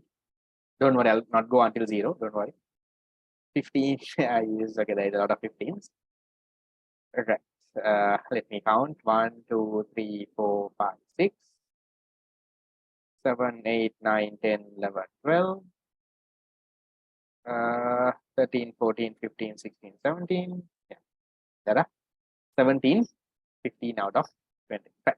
So this is the ones 75% and above. But I'll tell you, any mark, I personally feel 10 or more is a good mark, right? So that doesn't mean 10 or less is bad and you all are going to fail the exam. No, right? I feel 10 or more, you can definitely push for an A, right? People who have 10 or more, definitely A, and at the end of the fast track program, you all will be way better. Trust me, guys, these questions are a little hard. You all would have realized, right? Nothing is out of the syllabus, but a little hard than the A level one. So if you can maintain this momentum, you'll do so much, right? You will see in the study plan how much of questions that you have to take. When you do all of that, right, it's going to be a walk in the park. I'll guarantee you that. Okay. Right. So shall we take a small break and then come back for paper 2? Paper 2 also has some interesting questions. Some questions I will skip, right? If the questions are easy, there are some interesting questions that I will go through. You all have the type marking scheme now. Okay. So shall we take like a 9-minute break? We'll take a break till now it's 8 this thing. The free class, guys, that is today. And then also one more thing before you take the break. The doubt clearing session, shall we have it on Sunday morning? Because now tomorrow morning, you all don't have time to go through anything and come. So tomorrow, can you spend some time, right? Go do the past papers, go through unit number 1, right? Try to eat unit number 1, do everything unit number 1, and then Sunday early morning, right? Maybe 6:30, 8:30, right? So you do whatever you come, and then on Sunday early morning you come one-on-one. Whatever doubts you have from unit number 1, we will speak and we will clarify it. And then after the doubt clearing session, you go and study it again, and then you're done. Right? So we do that Sunday morning instead of tomorrow morning, nothing to otherwise. Today you will sleep and again you will see me in the morning, no doubts to ask. Yeah. So tomorrow you'll have to then go through all the past papers, right? Jot down the tricky MCQs, see where you went wrong, right? Do all of that and Sunday morning come to clear the doubts. That's an optional class. Others, if you don't have doubts also, you can still come and learn from the other people's doubts. That option is there. Okay, right. So we'll take a break. Your break got short, sorry, until 8:45, right? Take a break and come. I can finish the essay questions if you support me in around 45 minutes. So take a break, run and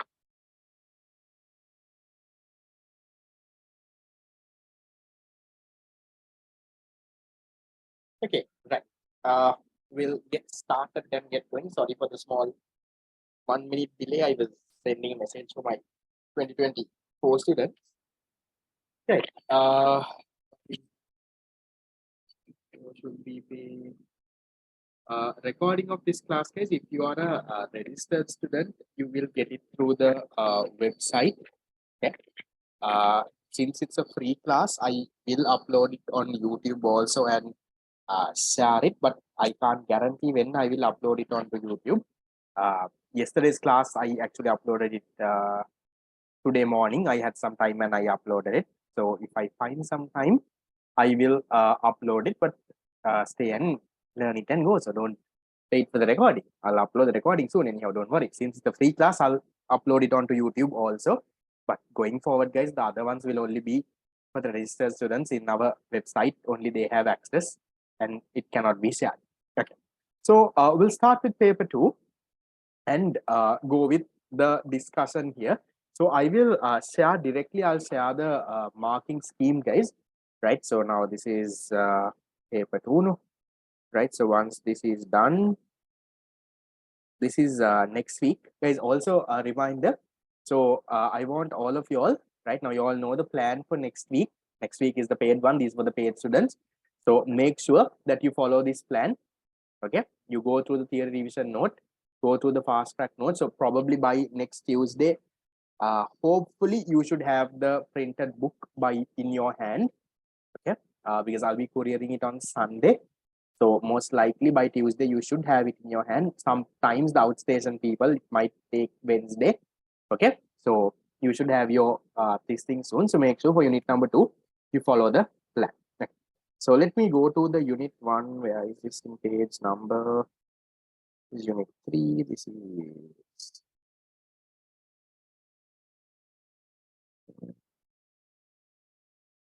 is okay. This is the answer scheme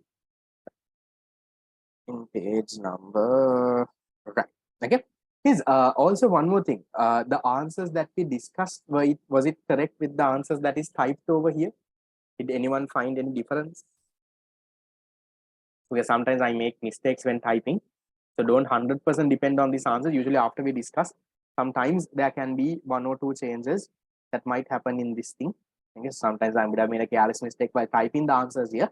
So in case something like that is there, just let me know. I think this one is correct since no one pointed. 14th one, 104. I can't remember. What did I tell? I said 1. Then it should be 1. Okay. Right. So we'll go with the paper 2 question now. Okay. So paper 2 question number 1. Question number 1 says, all natural resources used in production are called non-economic resources. I gave you a hint yesterday when talking about this because I know this question is going to come.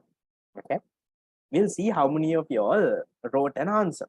So I am saying all natural resources used in the production are called non-economic resources. Remember, production resources are divided into 2, economic, non-economic. So non-economic are the ones that are unlimited, right? Things like air, rain, water, sunlight. Yeah, those are all natural, correct. But can you say all natural resources are unlimited, guys? Can you say that all, now natural means gifted by nature, that is not made by man. Can you say that all the natural resources are non-economic? No. You can't say that everything is non-economic. No. Things like sunlight, air, rain, water, yes, those are non-economic. But there are natural resources that are limited, right? Remember I told you, where does that come under? Those are considered as land. What is that? Let's say the minerals, the wild animals, the rivers, those are limited, but they are natural. So you can't say they are non-economic. So those are the economic resources. So look at the answer. See how I structure my answer, guys. I start my answer saying, no, I do not agree with the statement. I say, natural resources refer to all the resources that are gifted by nature. Fine. Gifted by nature, natural resource. Such natural resources could be classified as economic and non-economic. See, I give a proper thing. And then I say, resources such as rivers, forestry, coal are considered as land and they are limited in supply. So therefore, they are economic resources. However, there are some resources like what? Like air, sunlight, rainwater. They are unlimited in supply. So they can be considered as non-economic. You don't have to write pages and pages. But see, I have given a small basic answer, right? With the breakdown of how much marks you will get. Is that okay, guys? Desert, water, economic. Yeah, you can say if you want. Okay, right. Then we'll go to the next one. This one also depends on it. You need to be very careful on how to read the question. I am saying list the characteristics of economic systems which follow planned mechanism, price mechanism. I am not asking you to list the characteristic of an economic system that follows planned and price. I am not asking you about a mixed economy. You need to be very careful. I am asking you list the characteristics of economic systems which follows plan, price mechanism. So who follows price mechanism? Market. You need to identify. So instead of directly asking give the characteristics of market and command, I am giving it this way. So who follows price? Market, this thing. Who follows planning mechanism? Command economy. Is that clear? You need to break it down. I am not asking you for the characteristics of an economic system that is using both price and this thing. No, not mixed. If you have wrote about mix, it's wrong. That is why I made the question tricky. The question is not hard, but you need to read the question carefully. See, the one thing is here. List the characteristic of economic systems. Yes. Systems, right? Which follows plan mechanism, price mechanism. So, price mechanism, market economy, the characteristics I don't have to explain, guys. So, private ownership, freedom of choice, competition in the market, incentive based on self-interest. You can write all of that, but you won't get marks for price mechanism. You can't write that again. That's given in the question. Then for a planned economy, right, there can be more. I have only given 4. Okay, so you can say public ownership, low levels of inequality. You can say act based on social welfare, public well-being, low levels of competition, right? High social welfare, right? Equity is the main purpose. You can talk about all of that. Okay. Incentives based on self-interest means, guys, you will do something only which is beneficial for you. So in a market economy, the main incentive is your self-interest. Now, for a producer, if he can make a profit, he will go and produce. For a consumer, if I can benefit from it, I will go and consume it. So I will only think about me, my self-interest. I don't think about anyone else. That is self-interest, right? Hoping that question is also fine. Easy one. Going to the next. This is where someone asked me about social capital. How much can we get if we have written only 4 characteristics? So 4 means, okay, so this is half a mark each. Huh? So half. So 2 marks for this, half, 2 marks for this. So if you've written only 2 and 2, you only get 2 marks. Okay. Now, distinguish between capital and social capital. One person at the beginning of the class asked me when the first question, social capital, I told you I'll come to it because I have a question here. Yes. Is social capital? No, you don't have to write that in a table form. No, I have given just to save the space, guys. Right? I'm saying list. No, you can list one under the other. Right? If you wrote 5 points and 1 is wrong, come on, you can cut the 1 is wrong. If you have 4 correct, you'll get marks. Don't worry. Okay? You will get it. Unless you have wrote complete nonsense in your 5th point, which makes your other points wrong. Okay? Right. Distinguish between capital and social capital. Guys, is social capital and social overhead capital the same thing? Social and social overhead. Same thing, 2 different names. No. Social capital is different. Social overhead capital is different. Now, social overhead capital we learned in the first MCQ. Remember, I told these medical centers, that is social overhead, where the capital goods that help with fulfilling a basic human need. Now, what is social capital, guys?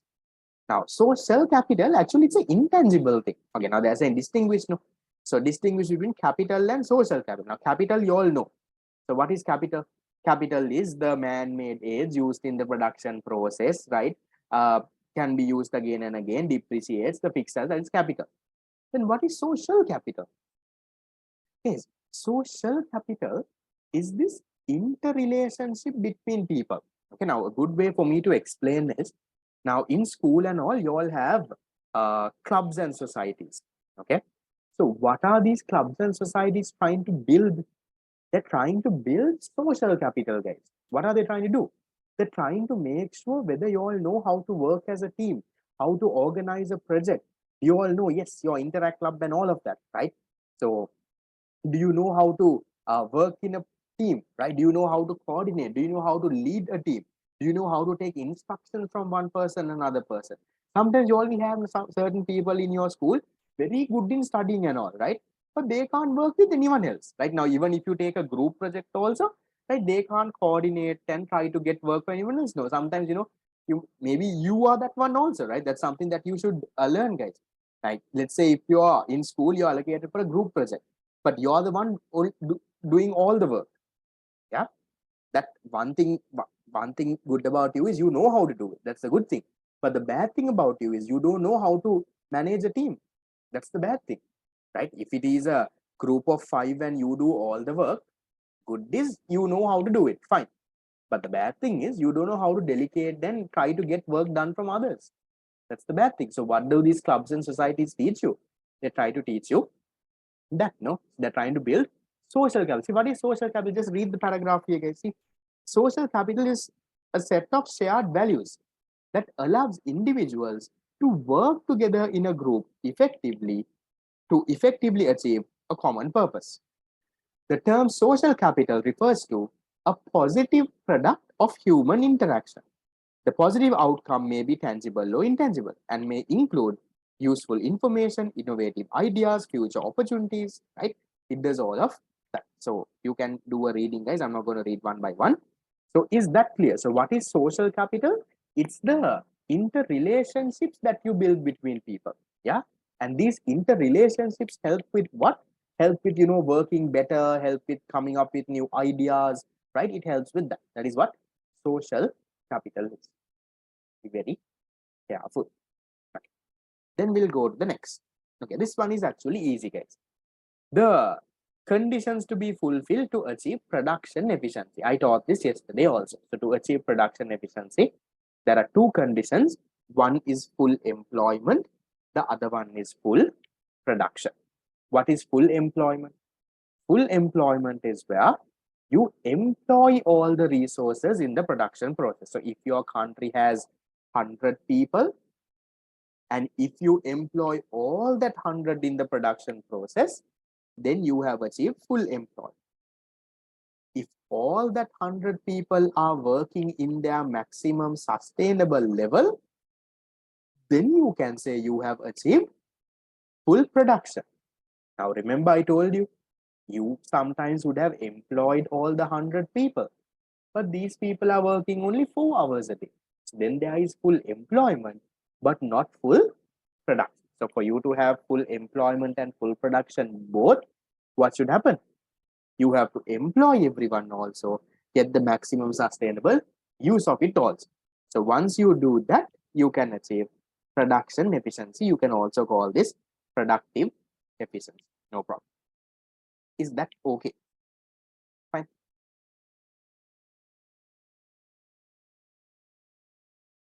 Yeah. Last question of question number 1. Draw a PPC reflecting increasing opportunity cost for an economy producing two goods. Now see guys, in a question, if they give you and tell you the goods and give you the axis, you have to draw it correctly, otherwise they'll mark you wrong. Okay, in the question I'm saying computer software in the horizontal axis and motor vehicle parts in the vertical line. Now, if you have switched the axis and drawn, complete wrong, okay? Now, so computer software horizontal, motor vehicle in the vertical. I have given that within brackets. If they are silent, then you have the option to do whatever you want. If they have said draw a PPC with these two goods, then you draw whatever thing. If they have not given you the goods, then you say X and Y, say capital and consumer, whatever you want, you can do. But if they have given, you have to follow the instructions. Okay. Now look at this. Okay, some interesting situations I have put in. An increase in unemployment in the computer software industry. How many of you all showed it like this? The one that I marked in red. That is wrong. Why? Because they are saying that there is an increase in unemployment, not general, in the computer software industry. So think, so if there is increase in unemployment in the computer software industry, the motor vehicle industry can't get affected, no guys. Yeah. So let's say you have it like this, right? Currently you're producing 100 motor vehicle parts, 100 computer software. Okay. And let's say there is an increase in unemployment in the computer software industry. So if there is an increase in the unemployment in the computer software industry, you reduce the motor vehicle part. Now, if you show that going from here to let's say going from here to here, now that means motor vehicle parts also have gone down, computer software also has gone down. Now that is wrong then, right? Because motor vehicles has not got affected. So if they are very specific, if they just say unemployment, correct, what you have drawn is correct. But see, they have said unemployment, yeah guys, only in the computer software. So you're going from this point here A to this point B. So where, what is happening? You're producing the same amount of motor vehicle parts, but your computer software has come down because there is unemployment in the software industry. It has to be a parallel straight line. If you draw it this way, like a normal unemployment, wrong, give yourself 0 marks. Is that clear? Fine. Yeah, be very, very specific. Fast track questions, always think twice. Going to the next. This is an easy one though. Shift of resources from the motor vehicle parts industry to the computer software industry. So maybe how you can show this is, currently you are producing at this point, right? You can show any point, it can be here or here, whatever. When you resources, when you shift resources, what should you have in mind? The production of one good is going up, the production of another good is going down. That is what shifting means. Now remember in our example in a MCQ we had, they are shifting from beef to corn or something. Yeah. So when you are shifting resources, what happens? The production of one goes down, the production of other increases. So you can show it. You're going from, see, shifting resources from motor vehicle parts. So motor vehicle parts should be the one decreasing, and computer software should be the one that is increasing. If you have drawn this arrow the other side, again wrong, because your arrow should be this way, because only if it is that way, it will say that this is going down and this is going. Is that clear? Shift of resources.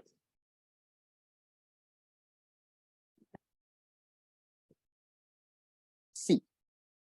Increase in productivity of the motor vehicle part industry. Now, not everything. Now, usually you know, how can productivity go up? Maybe human capital has improved, technology has improved, the management methods have improved, something has happened, productivity goes up. So usually when productivity goes up, PPC shifts right, correct. But here, what has happened, guys? Here, the productivity has gone up only where? Only in the motor vehicle part industry. So then, when you are shifting the PPC, you have to shift it only for the motor vehicle part. So earlier, let's say you produced this much. Now, let's say you were producing 10 and 10. But now, because the productivity in the motor vehicle, this thing has gone up, what can you do? You can now produce 12 motor vehicles while producing 10 this. No, this is not an increase in stock, guys. This is an increase in the productivity. Okay. Is that okay? Only shifting from this. Okay. Then the last one. This is again an easy one. How to draw it? Because it's in the diagram is there. Don't ask me how to draw when the diagram is there. Okay. Okay. COVID-19 leading to economic depression. Yes. Now in your paper, guys. Now this was an interesting question. Okay. So in the 20 paper, there was COVID question, right? So the answer was a very interesting one, right? That's what I taught my students also and said. So if COVID-19, okay, guys, tell me, if COVID-19 didn't make a big impact, how would you draw it on the PPC? Let's say it came and small wave came and went. How would you draw it on a PPC? Would you shift the PPC in? No, right? If it was a small temporary thing, right? Then it would be a small recession, no? Then it would be this. But if the COVID-19 came in, stick for around, let's say 6-7 months, resources destroyed, people died, now machines idle and broken, then you can call it depression and then you can move it. Yeah, if it made a big impact. Right. So here I am saying, no, guys, it's leading to a depression. So that means it is leading what? It's making a big impact. So that means you need to shift the PPC inwards. Is that okay? Fine. Okay, how many of you all got all the 4 PPCs correct?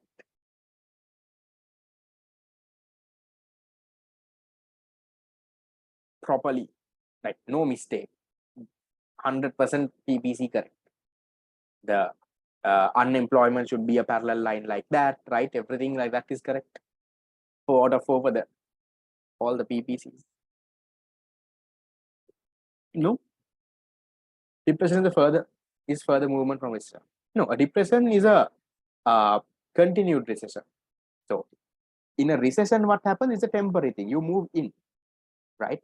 In a depression, what happens is your whole resources now destroy. Now your whole PPC itself shifts in. Right? That's a depression. I remember talking about it yesterday. Okay, right. So the PPC, yes, these answers are there in your this thing. I just scribbled over here. This is the first one. I don't know if you understand when you see the diagram now. I'll upload this on YouTube also. Don't worry. Okay. Right. We'll go to question number 2. Okay, so we'll try to finish by 9:30. Yeah, we can finish by 9:30 if you all can support me and give me answers quickly. Okay, depends on you. Okay. Question 2, part 1. Does the labor force and human capital refer to the same concept? Explain. Labor force we study in unit number 11 and 12. Human capital is there in unit number 1. Okay, is it the same concept? It's not. So what is labor force? Labor force, in other words, is like labor, guys. So labor force in a country means the people in the working age population who are willing to work. So some of these people already have jobs, they are employed. Some of these people in the labor force, they don't have jobs, but they're looking for jobs, right? That is what you call the labor force. So labor force in the country, see, comprises all persons who fulfill the requirements for inclusion among employed or unemployed. So employed are people who are working, unemployed people are the ones who don't have work, right? All of them are included in the labor force of a country. So very simple terms to explain what is labor force, guys. Labor force is the part of the population, right? Part of the population who are willing to work. So some of them already, they are willing to work, they already have jobs. So they are the employed population. Some people are willing to work, but they don't have jobs yet. They are the unemployed population. So labor force is the addition of both employed plus the unemployed populations of a country. They are willing to work. Please, if they ask you, let's say your mother is a housewife. Okay. Your mother is a housewife, let's say. Can you consider her as the labor force, or can you say that she is unemployed according to the economic definition? Can you say that she is in the labor force, so she is unemployed? You can't. Why? Because labor force is what? People who are willing to work. Now, your mother is not willing to work, no. Your mother has decided she is not going to work anywhere. She is going to take care of the kids and the house and the cooking and the cleaning and the looking after you all. So she is not now unemployed. Is someone looking for work, does not have a job. So if someone says that your mother is unemployed, economically wrong, because your mother is not looking for a job. Your mother is a housewife, right? They can't say that your mother is unemployed. Same thing with you, right? Full-time students. If someone comes and scolds you, remember I told you, if someone says you unemployed, useless fellow, you tell them you're not unemployed. You're what? You're a full-time student. If you're looking for a job and don't have a job, then you're unemployed. Yeah, you're in the working age population, correct? You all are 18, you all can work now, right? Anyone above 15 also can be considered as working age population. But you can't take them as unemployed because they are not looking for work. Okay. So again, that in detail we talk about it in unit number 11 and 12. That is the labor force of a country. Then what is human capital? So human capital is the knowledge, the skills, the experience that this labor or labor force have, guys. So labor force is all the people who are willing to work in that country. So the knowledge, the skills, the experience, the research training, whatever that this labor force has, that is what you call human capital. So human capital is the skills of the labor, or you can say skills of the labor force also, no problem. That consists of what? That consists of your education, your training, your research experiences, your favorable health. Is just physical and mental effort is not correct here. Okay. Human capital appears from a type of capital. Correct, but you can't write that as that is not the answer, right? So you need to explain what human capital is. Is that okay, guys? The difference between labor force is the people who are willing to work in the country. Human capital is the knowledge, experience, skills that the people have. You need to have a answer like that. Okay. Right. Then this one again a very easy one, guys. This is asking decisions of resource allocation. Now we'll see how many of you all figured this. Yes, when they say decisions of resource allocation differ from economic systems, explain the validity. Okay. So decision of resource allocation means what are they talking about? What to produce, how to produce, whom to produce, or all three. If they say decisions relating to resource allocation, you need to figure that out. You'll be writing nonsense. They're talking about what to produce, that is the resource allocation. Now, so they are saying this what to produce decision differs based from the economic systems. Yeah, explain that. So see, I have talked about one paragraph how a market economy. If you want, you can talk about a mixed economy also, guys. No problem. I have not given marks for that though. You can talk. So you can talk about how does a market economy answer what to produce. Remember, based on price mechanism, they produce the most profitable goods and services. It's not profitable products. No, that is not what they ask. No. So you have to write about how they answer the what to produce question, guys. Not about how private sector and public sector owns. No. Okay. So how does the market economy answer this resource allocation decision, or how do they decide on that? No, not signaling function. No, don't write Navis. Price mechanism. They look at price. Okay, not signaling function. They look at price signals in the product market. That is correct. So they look at the price signals in the product market. They look at what are the most profitable goods from that, and they go and produce that. That is how they decide what are they going to allocate their resources on. So a market economy allocates resources on what? The most profitable goods. When they making profit at right, take my land labor capital, produce that. That is what they will do. How does a command economy do that? A command economy, how do they allocate their resources? They will do something called the input-output analysis.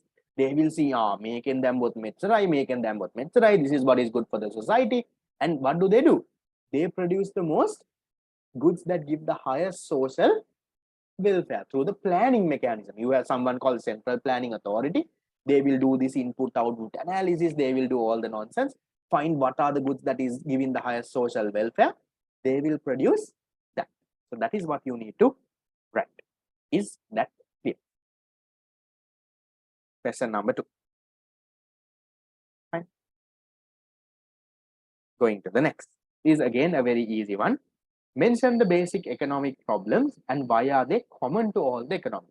This mentioning part, I don't have to explain what and how and who. So why are they common, guys? Remember, why do these basic economic problems come? Because of scarcity, no? Because now what is scarcity? Limitedness of resources compared to our unlimited ones. Now scarcity නැත්තම් you don't have to decide no what to produce.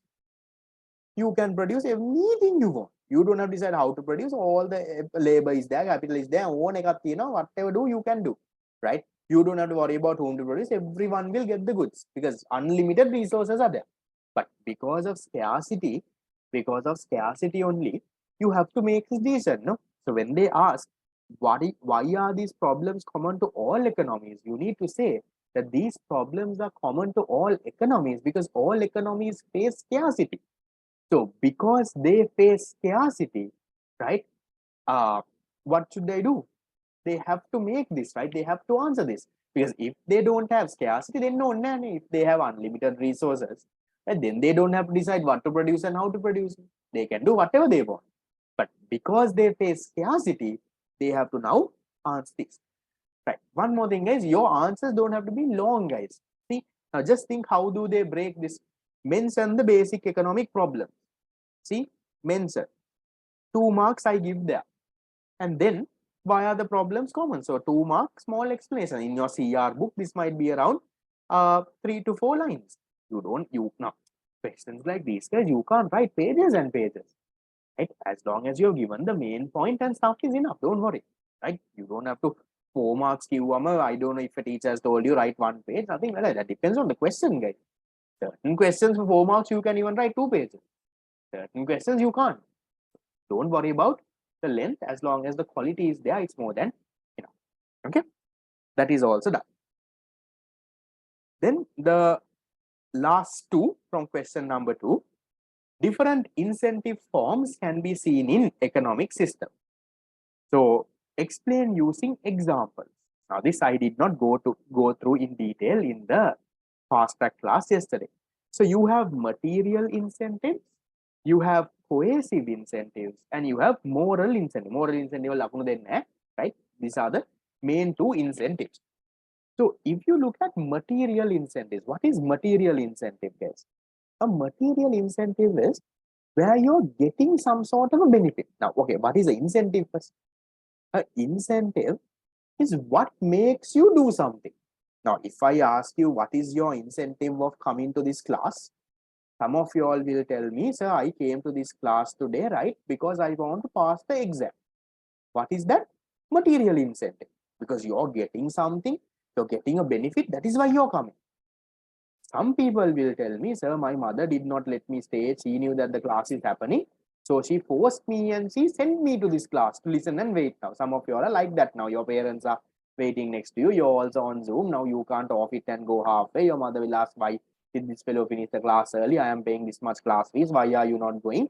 Right? You were forced to come to this class. Now you're sitting and waiting. What is that? That's a coercive incentive. So what are incentives? Incentives are what makes you do something. So if you came to this class to, learn and pass your exam, that's material. You came because you want to pass the exam, material incentive. If you came because your father or mother hit you and scolded you and then, at least this last 6 months, study something, we are spending so much of money, right? We go to this class, then that is what? They are forcing you to go. That's a coercive incentive. So where do you see these incentives, guys? Material incentives are dominant in a market economy. So in a market economic system, the producers and consumers will do something for their benefit. Yeah, material. Now producer, profit, right? If I can get a profit, I will go and produce this. Consumer, if it is benefiting me, if it will help me pass my exam, if it will help me something, I will do that. That's a material incentive. See, material incentives are dominant in a market economy along with profit, which acts as an incentive. Producer's main motive is to maximize profit. Consumer's main motive is to maximize his benefit or satisfaction. Now, even just think, guys, when you all are deciding on which economic class to go, what do? You compare and see, when this fellow is doing this fellow is doing this, right? What is going to give me the highest benefit? Which teacher is going to help me pass this exam the way most, right? And you go to that teacher. That's what you do. So you try to maximize your benefit. You don't see, this fellow saying, no, right, he doesn't have students, so let me go to this fellow. You don't do that, right? You think this is my exam, right? He's the fellow who is going to help me pass my exam, so I'm going to learn with him. That's what you do. Material incentive. You're doing it because it's maximizing your benefit. That's dominant. That's dominant in a market economy. But if you take a command economy, guys, in a command economy, it's the coercive incentive that's dominant. In a command economy, you do something because you're forced to do it. You don't have option.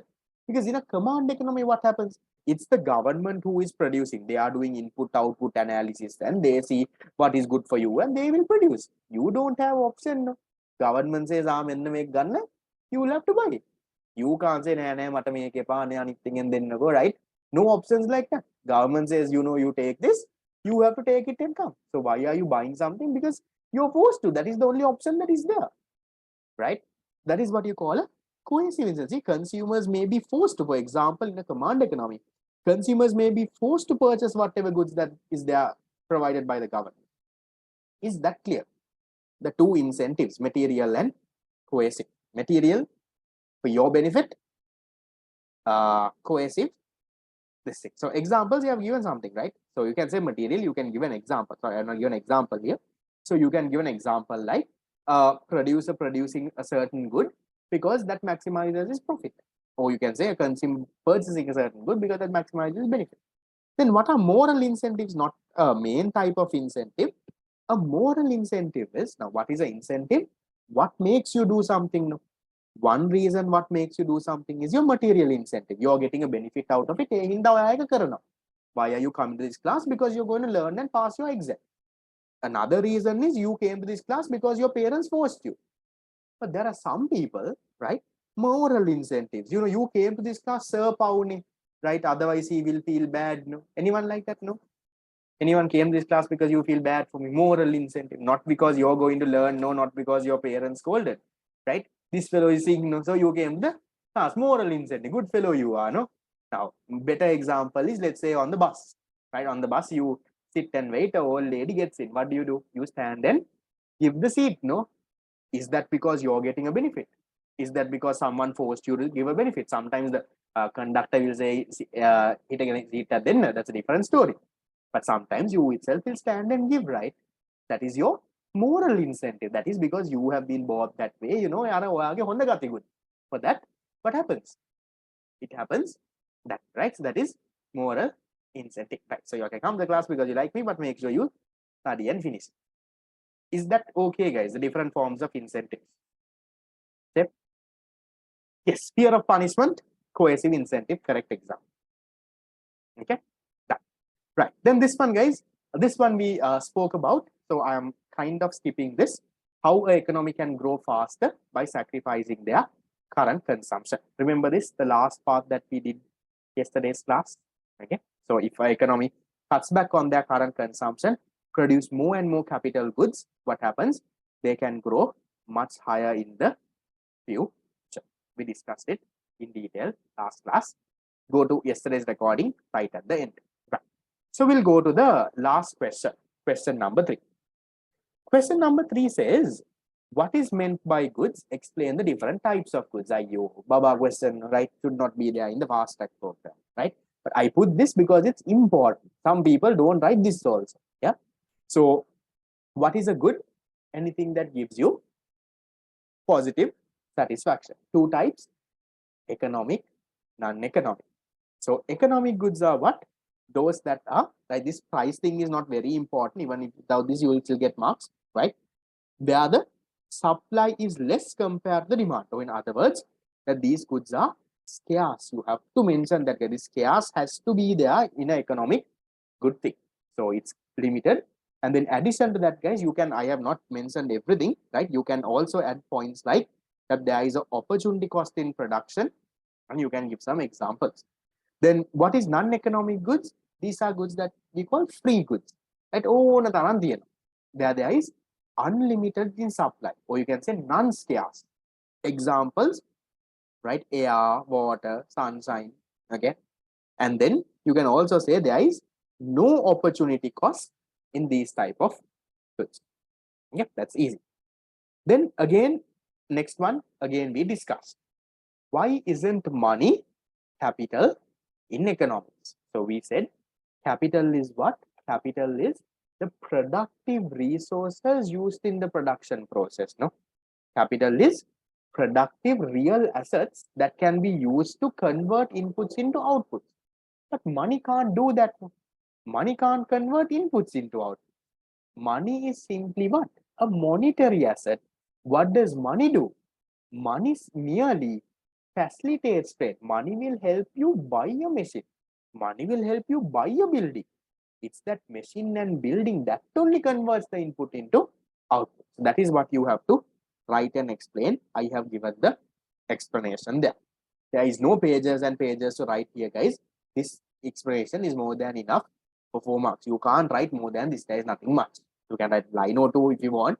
Same thing, repeat it here and there. But apart from that, the key points are here. Then question number 3. Why is increasing opportunity cost? Mention that money. Yes, correct. Only that is not enough, but that point what you said is correct. That you just compare your answer with this and see. Okay.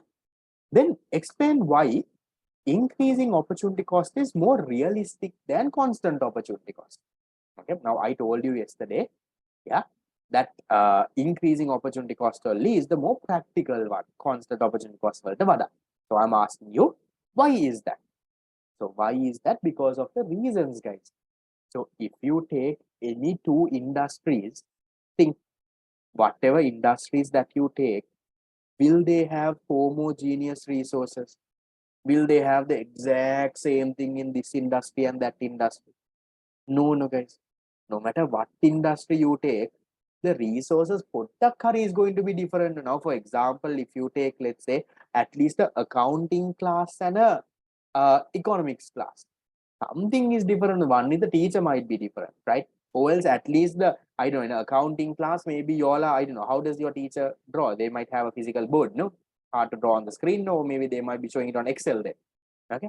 So they might be doing it that way. Now, I don't use Excel or nonsense in my econ class. Yeah. So see, some resource different, no? There is some difference, right? So there is no perfect, you can't say that every resource is homogeneous. So that is one reason. So one reason you say, in reality, the resources used between industries are non-homogeneous. You will never have two industries having the same resources, nowhere. Even if you take bread and bun, at least something is different. When in the bread and the bun, you might have the oven, the flour, and everything the same. But there could be something different, right? In maybe for bread you put baking powder, in bun you don't put. I don't know, right? You might do something. So there is some difference there. And then the next one is the productivity is different. The resources in one industry will never be productive in another. Now, for example, I might be a teacher, but I might not be a great accounting teacher. Right? I don't think I even remember my accounting much now. I know the basics, but I don't know if you all might know way better accounting than me now. Right? I don't think I can balance a whole company account sum now. I don't know. Have you all done company accounts now? No, already. You should have started by now, no? Yes. Now that's like the end part. After that, there are some other small parts also, some costing and this and that. Not that bad, but the company accounts is like the biggest thing. Hey, I have balanced all my company accounts. During A levels, I was good, right? Come on, I was also top 50 in the island. Not that stupid. I knew other subjects also. Now only I can't remember the things. So now business also can't remember. Now econ I've been doing and doing and doing, and my job is also econ. So econ is like right into me, but other things can't remember much. But that time I was good. Now I think you all are way better than in accounting and maybe business or whatever than me. Probably. I can do O-level accounting. O-level accounting, I can handle. I can do the double entry, the small balance sheet with the income statement, correction of errors. Because I do this. I teach some Edexcel students. So I teach some Edexcel students accounting, BS, and all of that. So that way I kind of am updated a little. right? So I have a few Edexcel classes that I do for O levels, not A levels. Some students from Gateway, they're doing exams these days. So I teach them accounting. They have accounting, econ, BS, and all in O levels itself. So that's all different subjects. So they have a subject called commerce. They have a subject called econ. They have a subject called business. They have a subject called accounting. There are like 4 in O levels itself. They can choose like their stream and do. So I teach a few. I don't. It's not. That's like no. I am Cambridge also. I used to teach, but now I don't. But I am updated. Not that, but company accounts, big ones. I'm not the. Even in university, we did those. But I didn't specialize in accounting. I specialized in economics. Never mind. Right. So back into this thing, right? Coming to my point, the resources efficient in one industry might not be efficient in another. I can be a good teacher. Even though I'm a teacher, I might not be good at teaching accounting. Right. So maybe some of you all would have done it Excel then. I don't know. Okay. And also the technological differences. If you take products, guys, how it's made is technologically a little different. So because of those reasons, no matter what 2 products you take, because the resources are different, because resources efficient one does not efficient for another, because the technological differences, increasing opportunity cost becomes more realistic. Is that okay? Fine.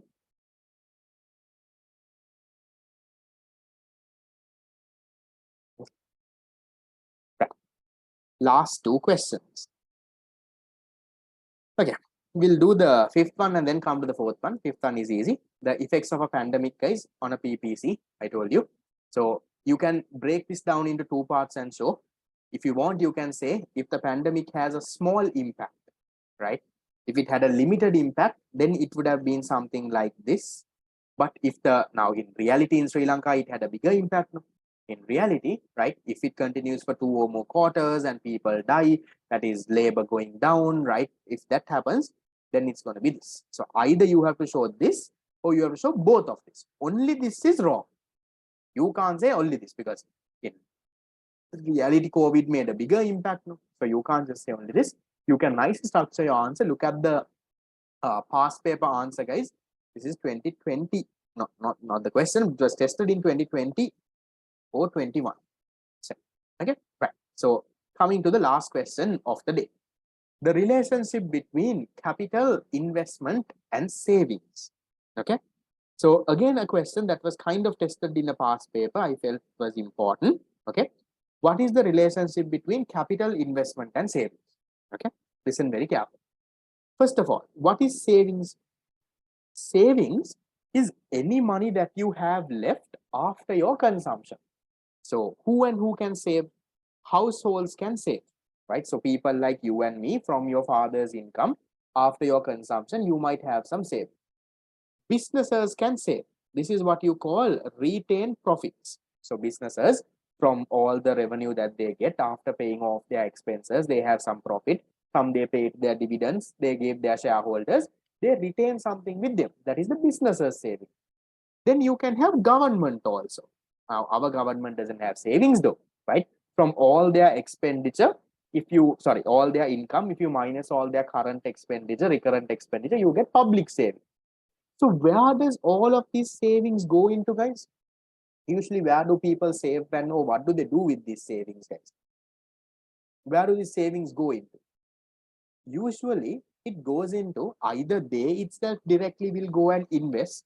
Okay, if businesses have retained profits and all, they itself will invest. They itself will start a new branch or something. Or at least, where would they put it? They would put it into the financial system. No, in other words, they will put it into a bank, right? So what do banks do with all these deposits that people put? You're going and saving money, businesses are saving money, government is saving money. So what do banks do? Banks with this money, they provide loans. Loans for what purpose?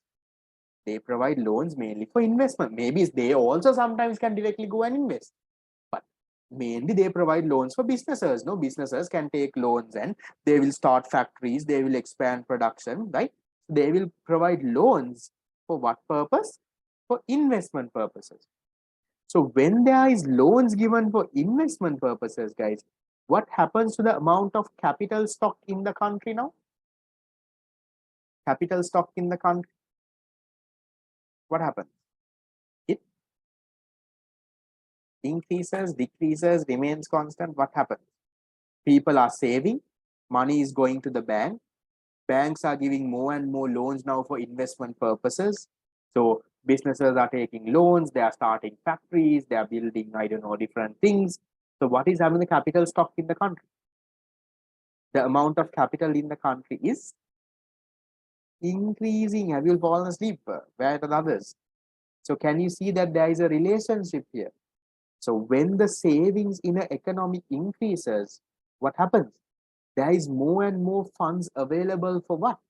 More and more funds available for investment purposes. More and more investments happening means the capital in the economy goes. So in simple terms, once again, what happens, guys? When there is savings, so savings can be personal savings, business savings, government savings. Where do these savings go to? Right? You can invest in CSC, yes. We'll talk about it another day, right? So where do these savings go to? These savings go in the financial system. In other words, banks. What do banks do with your money? Remember credit creation unit number 7. When banks get deposits, they give them out as loans. Yeah. So loans for what purpose? Investment purposes. So when savings increase, banks have more and more money to give out as loans for investment. So investments are increasing means what is happening? Now factories are starting, production facilities are building, more and more machines are being imported than this thing. The capital stock in the country is going up. That is the relationship between capital, investment, and savings. Is that okay? Fine. So that is unit number 1 for you. And this is how the fast track program will go. Yes, I would, if anyone has any feedback, recommendations, I would be willing to incorporate, right? So you all know how the fast track program works now. So first class, 3 hours, I recap the unit. Next class, that is today's class, 3 hours, I will do the paper on the unit. The next class, we will have a doubt clearing session on unit number 1. Sending these to you when we pay. Yes, guys, when you all pay and register, I'll be sending you a printed 150 page proper book, guys. Right? So it's not a PDF. That I don't share PDFs usually. A proper 150 page book for the entire 1 month. So every month you will get a book. So for 6 months at a stretch, you have a book. Last couple of months, it might not be a book. It might be a file with papers. That's all mock exam. So somehow, it's like 150 pages every month. You're going to get something. It's not the pages, I'm just saying the quantity of work that we will be doing. Okay, so that is basically it, right? So listen very carefully, guys. I want all of you all, right? Please stick to the study plan. I'm telling you, if you can stick to this, you will get your A for sure. So this first week of the fast track program is for you to master unit number 1. We will again come to unit number 1 in the 4th week. Okay, now I'll just tell you this. So sometimes you all will have this problem. By Sunday, guys, I want you to finish off unit number 1. Don't carry it to next week. Next week, unit number 2. Let's say by any chance, if you have a little past papers left in unit number 1, couldn't finish, right? It's okay. There is a time to cover that up. You go to unit number 2 because otherwise you're going to fall behind. So by some chance, let's say May Sunday whether you can't finish unit number 1, couldn't do it, right? That's okay. Leave that as it is. Start unit number 2, little by little catch up the other small unit number 1s that you missed. But if you say, now it's nice, some of us think unit number 1 ඉවර කරලා තමයි unit number 2 වලට යන්නේ. If you do that, in the fast track class, I'll be in unit number 8. You are still in unit number 4, learning and doing the basics. Then there's going to be a huge problem. So make sure that doesn't happen. So always remember, in every month, the 4th week, you have time to catch up. So first week is unit number 1. Sorry, something. Sorry. First week is unit number 1. And then if you go through now, once you get the book, you will see, guys.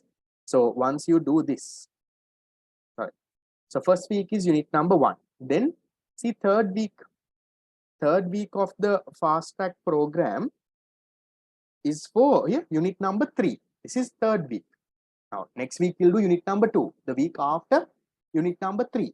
And then the last week of the month, guys, we have a big paper here. We have a big paper of this is the big paper. This is your fourth week, right? So in fourth week, what do you have to do?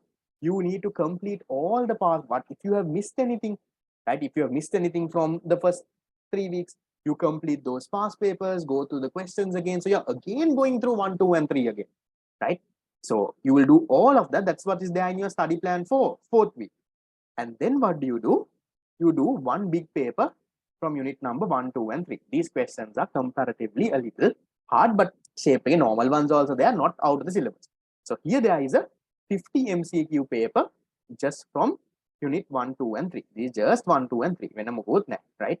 1, 2, and 3. 1, 2, and 3. 1, 2, and 3. Right? And then there is an entire unit 1, 2, and 3 paper, essay paper. Again, 10 questions, just like your A-level paper. Subsection A, subsection B, you are choose 2 and 3. This final paper every month, I will mark and give you, right? You will get marked, you will get your answer marked, you will get feedback on your answers, how to improve. The small papers that we do every week, I'm not going to mark guys, small ones, no. MCQs 20, you can mark on yourself. 3 essay questions, the answer scheme is there. You can have a day, right? So you have to, you need to answer 5, but for your option, you can answer all 10 also. So that is for your learning, right? You can do all of this. And then with that, the fast track month ends. And then by the end of this month, you all are experts of unit number 1, 2, and 3. Is that clear? That is how you will handle it and get done. So don't start, right? So don't start doing nonsense. Follow the plan. Tick the boxes in the study. I think the study plan ticking should give you some sort of satisfaction, right? Keep that as a motivation. Your motivation is within 6 months, I'm going to tick every single thing off, right? So even spend 5-10 minutes. If you can tick one box by, if you can study for 5 minutes and tick one box, study and finish it. That has to be your motivation to somehow, right? All of this. Now there are small things, guys. In this, for example, here these, for example, there are MCQs, no? So to do the MCQ and tick it, yeah. So do it, tick, do it, tick, do it, tick, right? And hoping you all are following the time tracker also, right? Sometimes it gets a little difficult, but if you can keep doing that, that also will help to see how much time you are wasting and what are you doing and nonsense and all of that you can see. So you record it, go and see. You itself will feel guilty of the time that you waste on your phone and on the time that you tick. So the time tracker, you can get a printout, keep it next to your study table, and every 2-3 hours, just color it and shade it. Don't spend 1 hour coloring and shading. That's another waste of time. But you can get that done. So little by little, guys, when you get the study plan, make sure you tick one by one, right? And remember, our ultimate objective is the big tick on the last box. I've left a small note for you also. I'll not read the note. You can this. So yes, this study plan, guys, is a separate book, right? It's another separate 28-page book that you get. That is apart from that 150-page study plan you will not get every month. It's one book for all 6 months. You will not get this 6 times. It's one big book for this thing. The other one, every month you will be getting. Okay, so that is basically it. So reminder again, our study plan, guys, I will not share a PDF of that. Right? It's only for the registered students. You will get a paid version. Sorry, a printed version. So our next class, according to our plan, is supposed to happen tomorrow. No, time tracker, guys, you will have to get a printout. I sent a PDF of that on the group. Okay, what's the first session if you miss? I explained it there. Okay, so once again, our next class, according to our schedule, is supposed to happen tomorrow morning. That is our doubt clearing session of unit number 1. But since when I do it today and there is no time for you to go through again and come, so our doubt clearing session for unit 1, we will do it Sunday early morning, right? So I put it early morning so that at least I can go out in the evening and we don't have to ruin our day for that, right? So it will be Sunday early morning, 6:30 to 8:30 a.m. optional. You don't have to join at 6:30 also. So if you have a doubt, but doubts get clarified first come first serve basis. Okay, so sometimes these classes I've done doubt clearing sessions going until 12 o'clock in the afternoon, right? So people come, go on, right? But ideal time for now is 6:30, 8:30. So you come, you put your chat doubts on the chat box. You can unmute and ask whatever unit number 1 for now. Other units will come because we have time, right? So any unit number 1 doubt that you have, bring it. Any question that you do, maybe a school paper question, maybe a past paper question, maybe you Google something and didn't understand, any question from my thing you didn't understand, right? Anything. So that means for you to come up with doubts, you have to study and do everything and come, right? That's why it's at the end of the week, not at the beginning of the week. So after doing the recap, after doing the paper, after doing everything, only we have the doubt clearing session, so that by Sunday you're completely done with unit number 1. You're not going to touch unit number 1 on Monday, because on Monday you're looking at unit number 2. So by any chance anyone not following the fast track program, the paid version, guys, you'll also make a plan on yourself and still somehow follow it and get it done. And fast track registrations will close by Sunday. Okay, right. So that is basically it. Done for the day. I'll see you all on Sunday morning for the doubt clearing session, unit number 1. See you and have a nice night. Sure, guys.